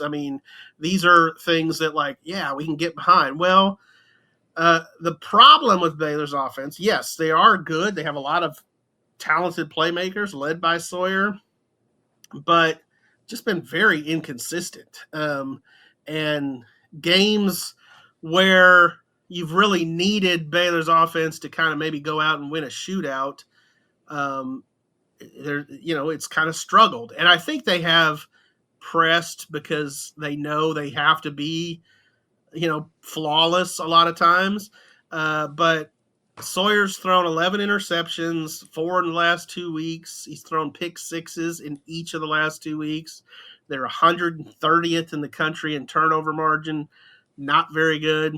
There's 136 teams, So, they're doing some things right, but they're also doing a lot of things wrong, too. So that leads to the inconsistency. But do they have some guys, some playmakers? Absolutely. And I do think because of two big factors that, I'm picking Houston this game just because Baylor hasn't shown me anything the last couple of weeks. But here's why I think Baylor could surprise and maybe win this game. And that's because you got senior day with a senior class that really has been resilient. I mentioned the 6-game winning streak last year after they started so badly.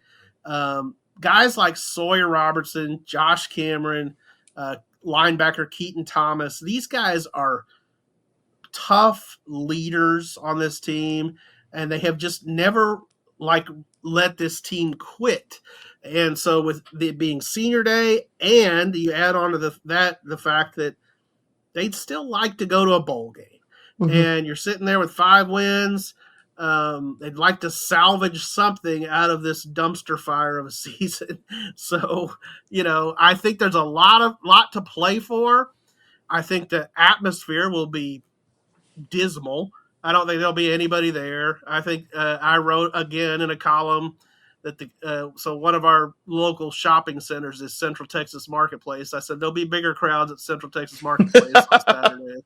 But like I said, the fan base is checked out, but I still think there's a chance that Baylor goes out there and plays well and gets a win. We'll see. Like I said, I'm picking the Cougars, but this team has shocked me before.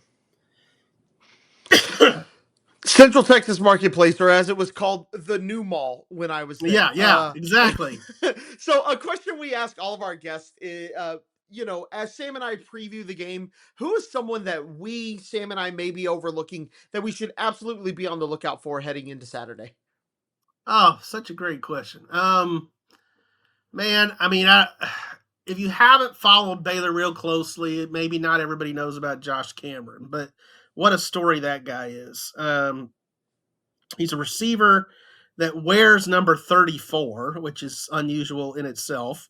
That goes back to his days playing like Pop Warner football or whatever as a running back. He kept that number, but he came to Baylor as a walk-on, and now for the last 2 years, besides being on scholarship, he's been Baylor's best receiver. He's probably going to play on Sundays. He was one of the best punt returners in the country last season. Hasn't really broken one this year, but there's a trophy they call the Burlsworth Trophy that they give out to the top guy who was like formerly a walk-on. And Josh was a semifinalist for that award. Probably should have been a finalist, but he is another one that just exemplifies everything you want in a leader on your football team. Like, he just keeps playing hard. He goes out there. He holds other people accountable. He makes plays. He's a really, really good football player. And so, yeah, Josh Cameron is a guy that I would say watch out for. He's had some big games the last couple weeks, and so I expect him on senior day to go out there and, give it a good shot. All right, so before I ask our final question that we ask everybody, I want to ask you, as a longtime Wacoan, where would you recommend our listeners eat, and where are some fun things to do post game, non-silos edition? Nice. So this is right up my alley. I mean, I'm a sports writer, so I know how to eat. And we do the same thing on our podcast. So yeah, I would say I would give out a few recommendations. So obviously everybody, in Texas loves Texas barbecue. Waco has a good one in that's been on the Texas Monthly list multiple times, and that's Hellberg Barbecue. They're just outside of town in China Spring. Woo-hoo! Sorry, I'm a China Spring Cougar. I'm a China Spring nice. Cougar. nice.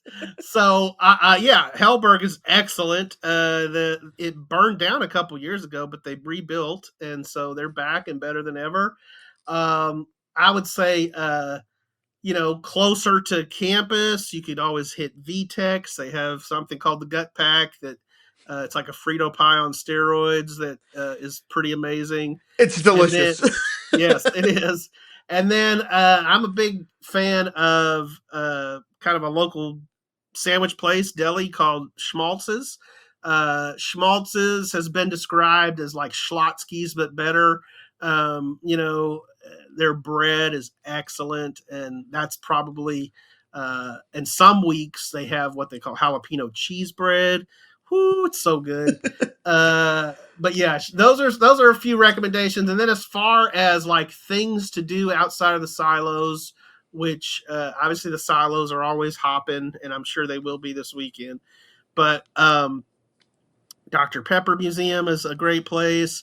I'm wearing a shirt for the Texas Sports Hall of Fame. That is an excellent stop if you're in Waco, just right near the stadium.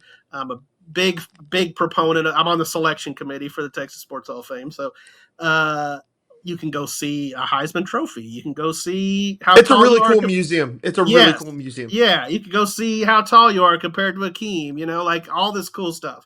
And then for the outdoors people out there, I mean, Cameron Park is like an underrated gym. Acres and acres of like hiking and biking, and there's a great zoo, very underrated zoo at Cameron Park. I play disc golf. If people like disc golf, there's some excellent disc golf courses in Waco. So yeah, those are a few options. I can co-sign most of those in terms of good places to eat and good places to go hang out. So our final question is one we've kind of added in this year. You could be as vague as you'd like. It's completely up to you. It's Saturday, 3 p.m. What did this game look like to you? Wow.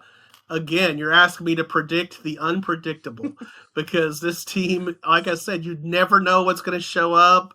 On homecoming, they played UCF, and again, they had been reeling, and then they went out and played their best game of the year. Now, UCF's not very good, but it was literally Baylor's most complete game of the year. Offense, defense, special teams, everything was good. I think there's actually a chance of that. But just how loose they've been with the football this year, I'm going to say that Houston takes advantage of some of those Baylor turnovers that have plagued them, especially in recent weeks, and pulls out a close game. I mean, I'm a big big Willie Fritz fan.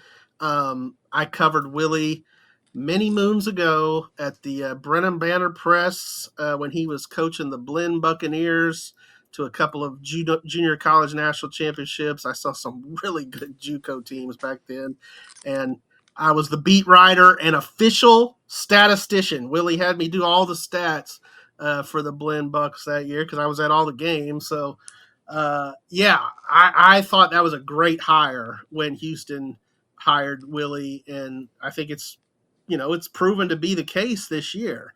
They've made a good, year two jump. And really, I mean, if they can keep some of those local recruits in H-Town, it could be a sleeping giant. I mean, so we'll see.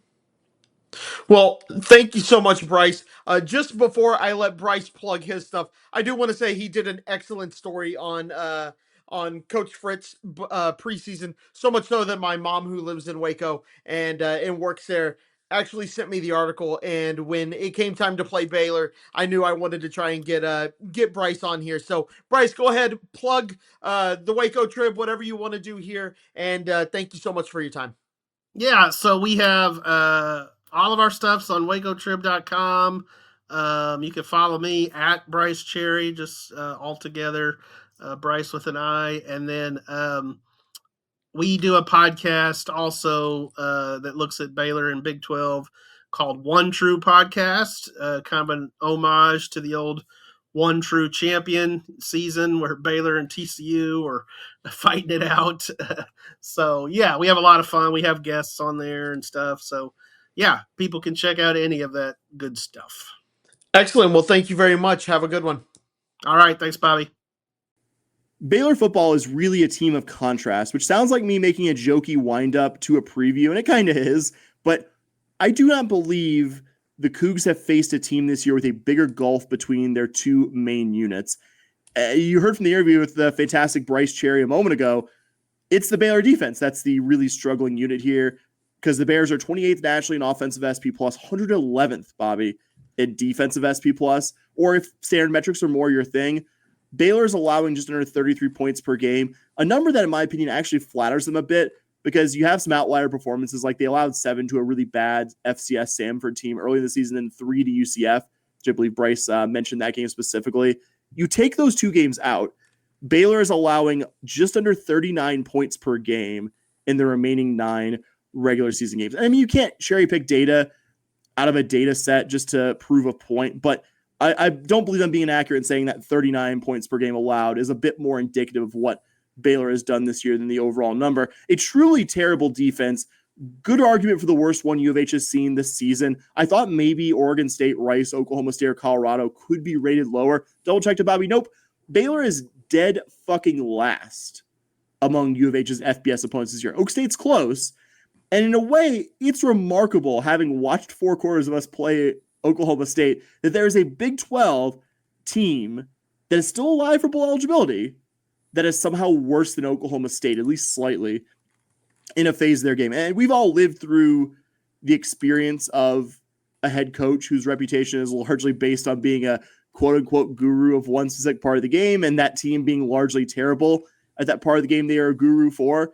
That was the Dana Holgorsen experience for us, at least in the latter stages. That's how poorly Dave Aranda, a one-time incredibly well-regarded defensive coordinator, that's how bad he's doing it, putting together a good defensive team. It's not just that, he's the head coach.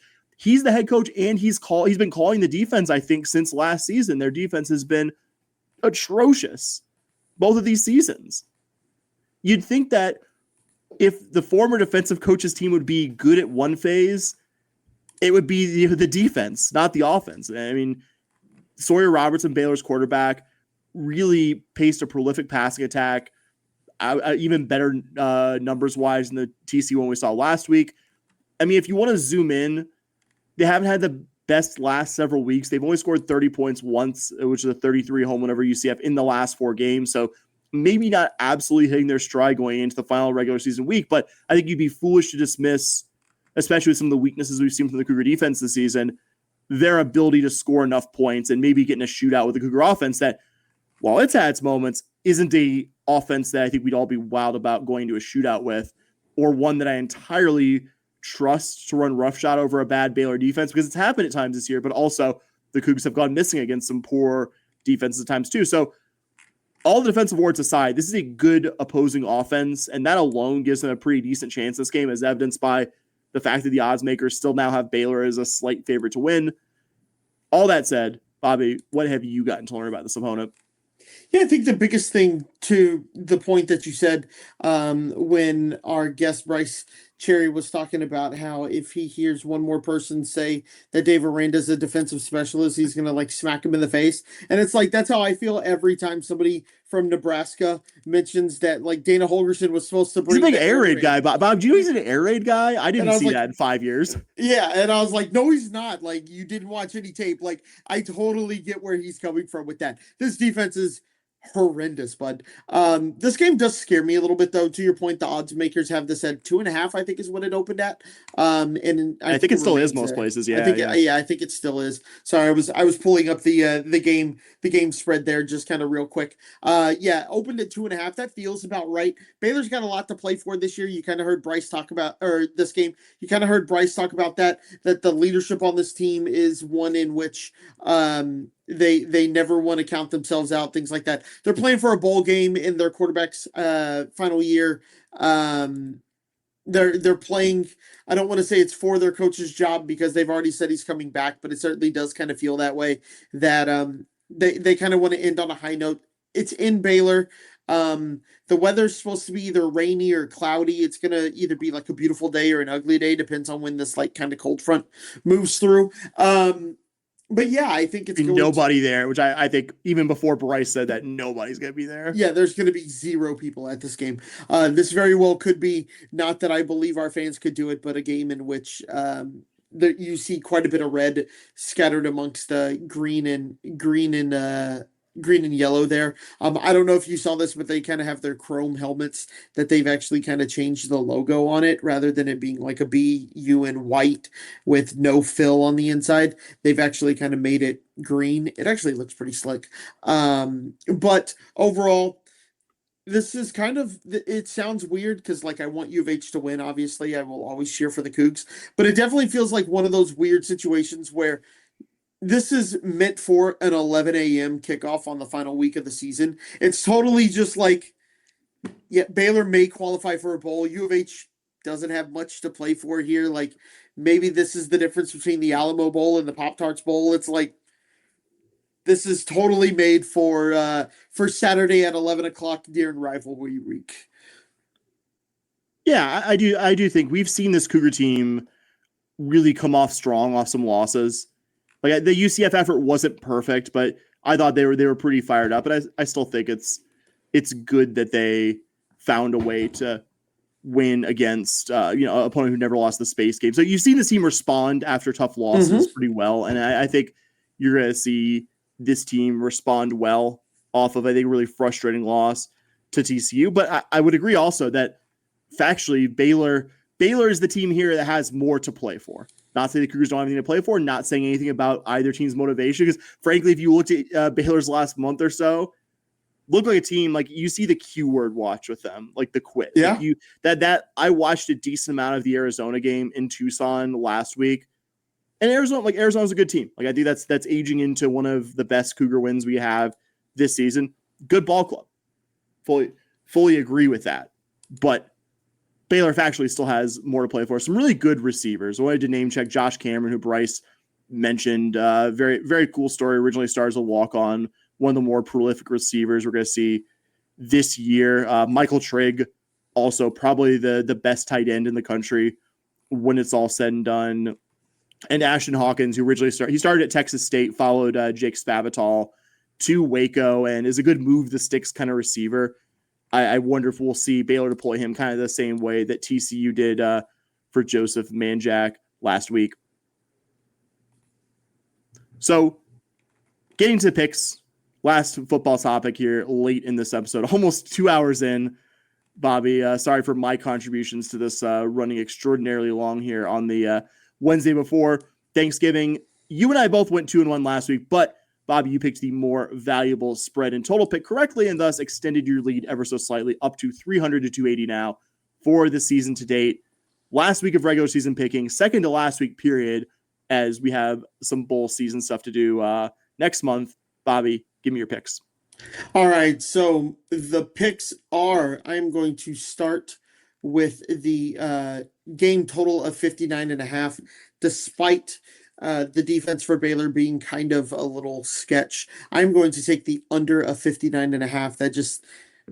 That's a lot of points, man. That's a 35-25 game that gets you there.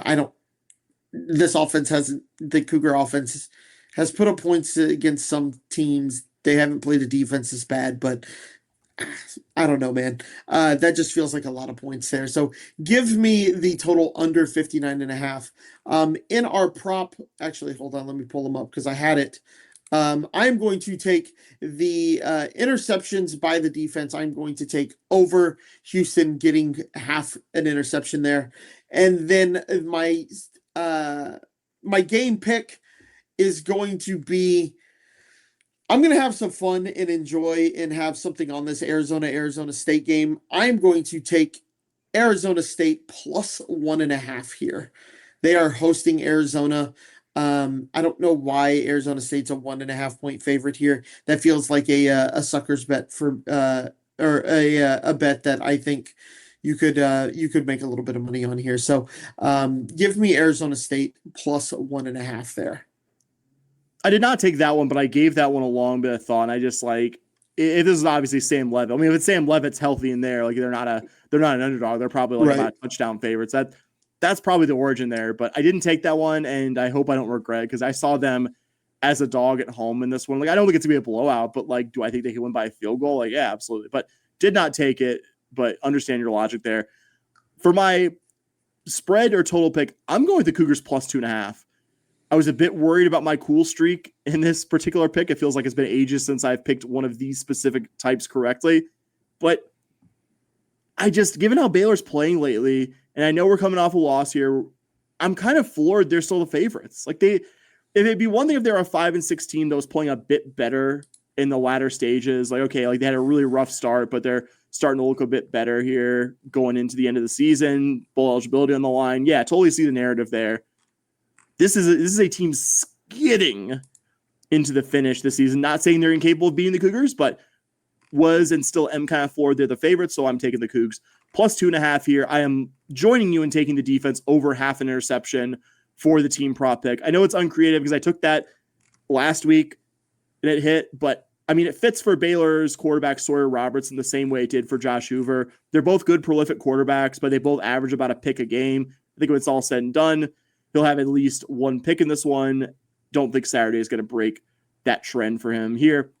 And for my Big 12 game pick, my non-U of H pick, thought about the Territorial Cup, the game that you mentioned, Arizona State. I'm going with BYU minus 17.5 at home against UCF. Cougs with the U are playing for a late regular season style points kind of game against a UCF team fresh off barely beating Oklahoma State, playing far away from home.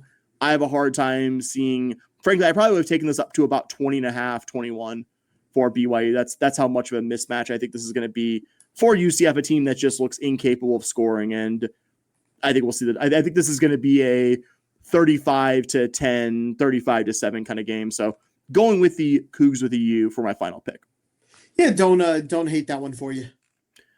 So jumping into our last topic tonight, Cougar women's basketball, who had a strong 2-0 week. I don't think a 2-0 week that radically changes how either of us feel about the program, but I would say coming off, you'll say a tough, close loss to SFA, where I think they played admirably in that one, and before that, a pretty, I think, disappointing. Probably the only loss I'm disappointed about this season, the loss to Rice. It was good to see the Cougars get 2 wins. It was good to see the Cougars win away from home, something you did not do once in a true road setting all of last season. Like, that's cool, even if you definitely let UTRGV get back in that one more than you wanted to. But I think we're starting to see what this team is. And it's a team with flaws. The team, I don't think, ready to contend above like the lower tier of the Big 12 just yet. But to be positive about this, because I think we are mostly positive, you're seeing what this team's identity is going to be under Matthew Mitchell. More importantly, you're seeing immediate effects of having a coach of his level. I think that was my biggest takeaway, Bobby. You were there for the High Point game. Like me, you watched a decent chunk of these last two games. Just collectively, you can start with the High Point game because you were obviously there at Fertitta in person for it. What were your takeaways from that one? What were your takeaways from the Cougar basketball week that was for the ladies? Yeah, just kind of collectively, I love this defensive effort that this team puts on. Struggles a little bit on the offensive end. I think you and I have talked it out quite a bit of what we think might be wrong, and I think we've kind of come to a joint conclusion. It's not a good or efficient offensive team. I think their shooting can definitely be improved. I think they get out on transition a lot, and that kind of helps that shooting percentage. I think in the half court, I think the shooting percentage may be a little bit lower than I probably give it credit for. I don't necessarily think this team's as bad a shooter as you do, but I think their offense is bad, and I think we both can kind of agree. You look at their turnover numbers, just way too many turnovers. And look, that's kind of to be expected from a team of a bunch of players who haven't played together before. Like, that kind of happens. It's basically just Kiera Merchant. Like, Kiera Merchant is the only player that has seen action for this team that is out there this year that was out there last year. Yeah, I mean, you look at the High Point game, he had 21 turnovers compared to High Point 17. 21 turnovers is a ton of turnovers. And maybe that's wrong, and the women's game's a little bit different. It's not as insanely high as the men's game, but it's still a lot. No, you're right. You had 14 versus UT RGV. Still, I don't know why I don't insist on calling them Pan American like I do other schools that insist on things like that. But yeah, just the turnovers, it feels like it just kills this team. This team, just in person for the High Point game, I really got this feeling that you can really draw them into playing the pace that you want to play, not the pace that the Cougs want to play. I don't know if they're fully comfortable in the type of game that they want to play. Yeah, I think I've mischaracterized this team as a poor shooting team. I would say maybe the more accurate thing is this is a slightly below average shooting team that mainly, like, the main problems this team has offensively, it's half court offense. Like, I don't know who the point guard is out there. It looks like it's Brianna Peguero a lot, but I remember from when she transferred from Troy, like, she might have played some, like, she might have been like a fill-in point guard for them at certain points, but I don't believe she was Troy's point guard. She didn't have the statistical profile of a point guard. It just doesn't look like this offense has someone out there who steadies them. Like, there are playmakers, there are players who are capable at times of getting their own shot, but it looks like when this team offensively can't play in transition, which thankfully they are good at forcing turnovers. As much as you've had your own turnover issues, right? You've been pretty good at turning your opponents over as well and kind of creating offense off it. And maybe that's helped your shooting numbers a little bit. But when it gets to half court, like, let's just say off a make, your opponent doesn't press, you're walking the ball up, that kind of general basketball scenario, that seems to be, from my eye, where this team has struggled. Like, this team doesn't seem to be able to do as much in the half court. But the good news is you're able to create a lot of offense off transitions. And what I liked was the most recent game, the High Point game, like the UTRGV game, we'll call it what it is. Great first half effort, and you had to cling on for dear life to win that bad boy. Shout Jay Jones. Jay Jones, your freshman, had an unbelievable week, unbelievable game against High Point as well. I don't think either of us, not that we wrote off the freshman, but I thought I don't think we thought they would be anything more than like maybe potential bench contributors. And Jay Jones has undeniably been one of your handful of best players in the early season. Like, she looks on par. Like, this is big praise, and I think you have a lot of games to go until you can really start seriously talking about this. I'm just kind of penciling this in as something to watch. Could be one of your best freshman seasons since Layla Blair, like 5-6 years ago. Like, that's how good Jay Jones has been for you so far in this young season. Hit the game winner against UTRGV, had a double-double against a High Point team. A High Point team, yes, they're below your station conference-wise. That was the NCAA tournament team last year. Like, that last year's High Point team, even at the Fertitta Center, it's probably not terribly close with last year's Cougar team. And I would say the same thing about playing at UTRGV. I can almost picture it, Bobby, you and I coming back on here at the very end of the episode being like, yeah, they lost 71-63 at UTRGV. Like, that last year's team is obviously a very low bar to clear. But, I mean, the fact that you're one win away already from reaching the win total, the fact that just the results, I would say, other than the Rice game this season frustrated me because it felt very much like a last year's team kind of performance. Mm-hmm. Every other game, 5 of the 6, to me, it looks like a better basketball team. Like, does it look like a team ready to contend in the Big 12 right now? Anything above like bottom 4 spot? No, it's not there yet. Like, this is like almost completely new team that was built in like April and May of this year. You're simply not, unless you are one of the absolute most just throws tons of money at it kind of program for women's basketball, you're not going to build a contender that quickly. But you're building a team that's very good at defending. You're building a team that looks very good on that end of the floor. As much as the turnovers are bad, and that is kind of a form of beating yourself, I don't think this is a team that beats itself necessarily. Like, I think it sort of reminds me in a way, even though I hate doing like the cross or being reliant on the cross-sport comparisons, it reminds me of Willie Fritz's first football team. Mm-hmm. Like, were we good offensively last year in football? God, no. Are we good offensively for the most part, other than certain situations in women's basketball right now? No. But you immediately saw like one phase of this game, the defensive phase. This looks like a better team. Like, in the most general sense, this looks like a better coach team. And It's only 6 games. You can't draw an insane amount from 6 games, but that's why I see the long stretches of being unable to score. That's a problem. I think I said to you, there might be, against probably the best of the Big 12, there might be some games this year where we're like in the low 40s, man. Like, that's what the really, really good teams in the schedule might do to you this year.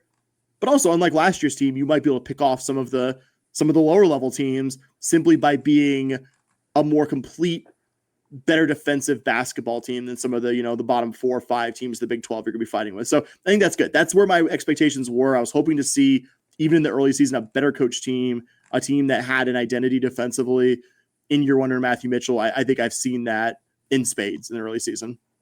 Yeah, I think the other cross-sport comparison is soccer this year. You're going to you might not get out of the bottom half. You didn't qualify for the conference tournament in soccer this year, but man, you scared the heck out of some teams that you probably shouldn't have scared the heck out of before. So that's kind of the vibe that I'm going with this team. That's really kind of what it feels like. The floor has been raised. Quick soccer aside, and I'm not, because we're really long, I'm not going to spend too much time on this. Just because of who we follow on social media, I've been seeing like all these Big 12 teams have been making deep runs in the tournament. Yeah. That's like, I'm happy for the conference, but it's like, damn, if we had one more year of this league being like not very good in soccer, right, outside of like Tech and TCU, we might have been like the 5-6. Like Colorado was like deep in the tournament, and we almost got a tie at Colorado. West Virginia, I think, won multiple games, and you were up late at West Virginia. Tech, obviously, monster, and you were up late at Tech. Like there were so many big teams, like TCU, you lost to Baylor, I think made at least a past first round run. Like so many teams that made deep postseasons run. The league is finally good at soccer. It's like, damn. Yeah. If only it had been like 1 year later, so we could have like slipped in there as like a 5 or 6 seed, maybe with a soft middle. Sorry. I just noticed that it was just like, you open the comparison for me. I think we've gone over 2 hours, Bobby. It's been absolutely fantastic. I will let you have back the rest of your Thanksgiving Eve. Take us home. Sorry, buddy. I got to go to work. So if my boss is listening, we actually recorded this at like 6 p.m. on Thanksgiving Eve, and I'm not waiting to go visit stores to now. Yeah, same. might have popped the work email a couple times while you were talking. Well, that is it for this episode of the Scott Holman podcast. We appreciate you guys so much for listening. It is probably, once we insert the interview, well over 2 hours. We appreciate it so much. There's a lot going on in Cougar sports, and we love covering it. If you enjoy it, please give us a 5-star review wherever you listen to podcasts, and tell a friend. Tell a friend about us. We have some personal goals. Again, I'm not saying that we need to hit this to get a special sponsor or Sam and I to be able to make a ton of money off this. It's really not that at all. It's more that we just want to do this so that we can say we did it to ourselves and in our text message to each other when Sam can send it to me. So please tell a friend. We'd really appreciate it. If you want to give us some feedback on what it would take for you to give your friend our information, please send us find us on social media first. You can find us on Twitter at SH Podcast, or you can find us on Blue Sky. That is another great place to find us. And you can find us there, podcast.bsky.social. And then if you have sworn off social media, you've almost done it. You got like 1 month left. Way to go for you. Email us shpodcast@gmail.com. And I want to make sure that when you share it with your friends that you say pod, P-A-W-D, cast, C-A-S-T. I'm sure you can still find us by searching Scott and Holman podcast, P-O-D. But I don't know if you have ever seen Austin Powers with the scene where Dr. Evil goes, I didn't spend 8 years in evil doctor school to be called Mr. I have most certainly seen Austin Powers. That's a great pull, buddy. Like that's what I always think of when someone calls us a podcast on social media. I'm like, we didn't spend 11 years branding ourselves looking like an idiot to be called a podcast. Okay. Oh my God. So please share us there. You can also find us on Patreon, patreon.com/SH podcast, where for as little as $5 a month, you can get Sam's awesome basketball premium shows that he's been doing. I've been listening to those and reading that content. It's been really good. So we appreciate you guys listening so much. Have a happy Thanksgiving. If for some reason you don't celebrate it, happy whatever pagan holiday you're celebrating. We appreciate happy 2 days off. Happy 1 or 2 days off of work, hopefully. All right, guys. Well, Sam, what do we always say, buddy? Go Cougs. All right. Go Cougs! Let's go!